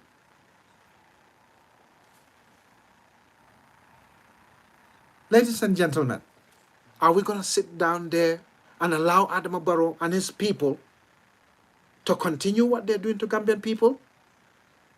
In medical services, in security, in education, fisheries, Gam Petroleum, GRA, NAWEC, Gambia Ports Authority. Everywhere you look under Adama Barrow is full of corruption. And they're not apologetic. They do it, they flaunt it, they show it to Gambian people. They don't care because they know that Barrow and his wife will not do anything because there is rumor that his wife gets a percentage of every contract that comes to the office of the president right now, or any contract that comes to the government, and she has to facilitate these contracts. She gets a cut. Her husband gets a cut. Other people get cuts. This is what is said to be happening in the Republic of the Gambia. But they will deny it because it's Lamin Tamba saying it. Wait until it comes out. We already know the Fatima Barrow's Foundation was accused of $35 million heist. She's now one of the wealthiest women on Gambian soil. Where did she get the money from? Apparently, she used to sell calling credit cards, or calling credit, called Nopal. That's what she was doing, a former teacher. Currently one of the wealthiest, erecting estates everywhere apparently. But these are allegations. I know what I know. But I don't want to come out and confront these people because until I get the papers, the videos, the audios, it's difficult to pin these people down and take them on. They know what they're doing. This is a cabal, they're related. Friends, family, they will not expose each other. The journalists, called journalists, are part of this. This is why we never get to know. Some of you, the public, never get to know. I know what is going on. You people don't know, but because these are confidential government documents, I don't publish them until somebody publishes them, because I don't want to find myself in a situation where I'm sharing classified information, confidential information, and find myself in hot soup, because I work for the government too. I know the protocol. Until the media exposes it, I cannot bring it out.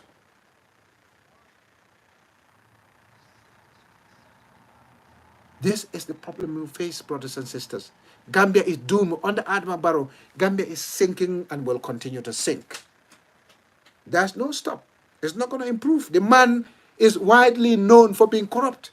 The people who serve him, a percentage of all these nefarious acts, know him already. They know.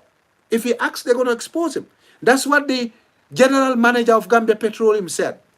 If they sack him or prosecute him successfully, he's going to expose all the people who were involved in the billions of dollars that went missing from Gambia Petroleum and Gach, Abubakar Jawara and Sehu Drame. He threatened them that he's going to expose him. They sent 2 investigation panels on the general manager of Gambia Petroleum. He corrupted both of those investigation panels. He was taken to court. Deliberately, they presented undefendable evidence to the courts, and the courts threw the case out. That was deliberate. Because I know what I know about Gambia Petroleum. I've got documents to prove it.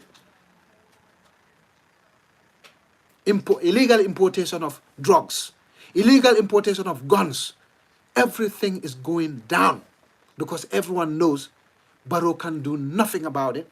He is spineless. He can't buckle up. He is boneless. The man has got no competence in anything other than standing up before Gambian people and lying and being insensitive and basically saying things that don't exist. And he contradicted his own medical services. He said there was no change in infant mortality. But what then led them to alert the WHO? What was of concern?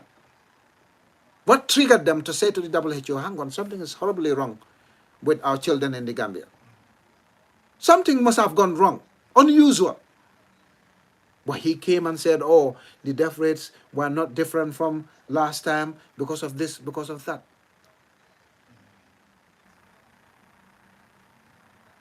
Poisoning Gambian children, killing them. But anyway, brothers and sisters, I've been on this Facebook Live for almost 2 hours. I appreciate your patience. I appreciate you tuning in. Together as Gambian citizens, we need to rise. Barrow is not going to do what's good for Gambian public. He said it before. He didn't mind what his officials are doing as long as his position of president is not threatened. These people know Barrow's ways. They know his dirty ways. They know he's not going to dismiss them. He's spineless. Barrow is doomed. Damaged goods. They know. That's why they're doing it. Because they know there are no repercussions, no consequences for wrongdoing under Adama Barrow. So while Barrow is there, what we face now is a rat race. Do what you like, enrich yourself, build estates in Senegal, and then come out before Barrow goes.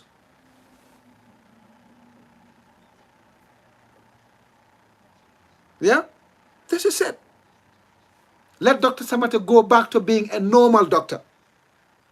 This man is not a good administrator. He himself confessed to failures under him.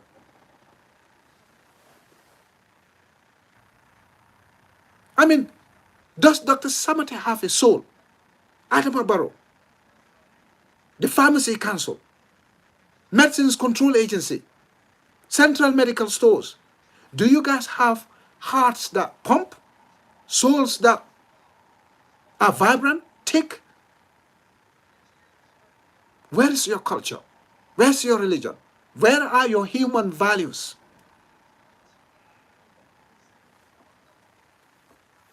What is going on? Dr. Samata will not resign. Barrow is not going to sack him because, like I said before, 230s know where to bite each other. They know each other's dirt. If one sacks the other or the other one sacks the other, they'll expose each other. This is the fear. But anyway, on that note, I'll end this Facebook Live and YouTube Live. Thank you very much for tuning in. We'll come back as this story evolves. It's a developing story. We are watching. So far, Adama Barrow has done nothing apart from come and lie to us and act like he doesn't care, he doesn't know, doesn't want to know. Look like somebody forced him to record that video yesterday. He was disconnected to what he was reading. Clearly, it was written for him. If he knew what was going on, or he was prepared to talk about how he felt sorry for Gambian families, he would have spoken from his own heart. You don't need somebody to record it for you when you know 66 people have been killed by your government. Kick ass, show remorse, take swift action, suspend, sack, charge, arrest. No. The silly thing I saw, I revoked the license that was responsible for importing medicine from that company. Do you know how many licenses were importing medicine from wrong companies? All right. They will sacrifice Sait Kebe now. That's what they're trying to do. They'll sacrifice Sait Kebe. If we had a credible media industry, they would have got to every single one of them. The Minister of Health would have resigned by now because they will unanimously, simultaneously go in hard on the minister and the president. Barrow and his government should be kicked out. Simple. Pressure your MPs to impeach him. The public needs to rise and push these people out. We can have a caretaker government. Why not? Barrow is not good for Gambia. And I'm afraid this is not the last one, because this is not the first. Thank you very much for tuning in. I'll be back again as this case develops. Thank you very much. I appreciate your patience. Thank you.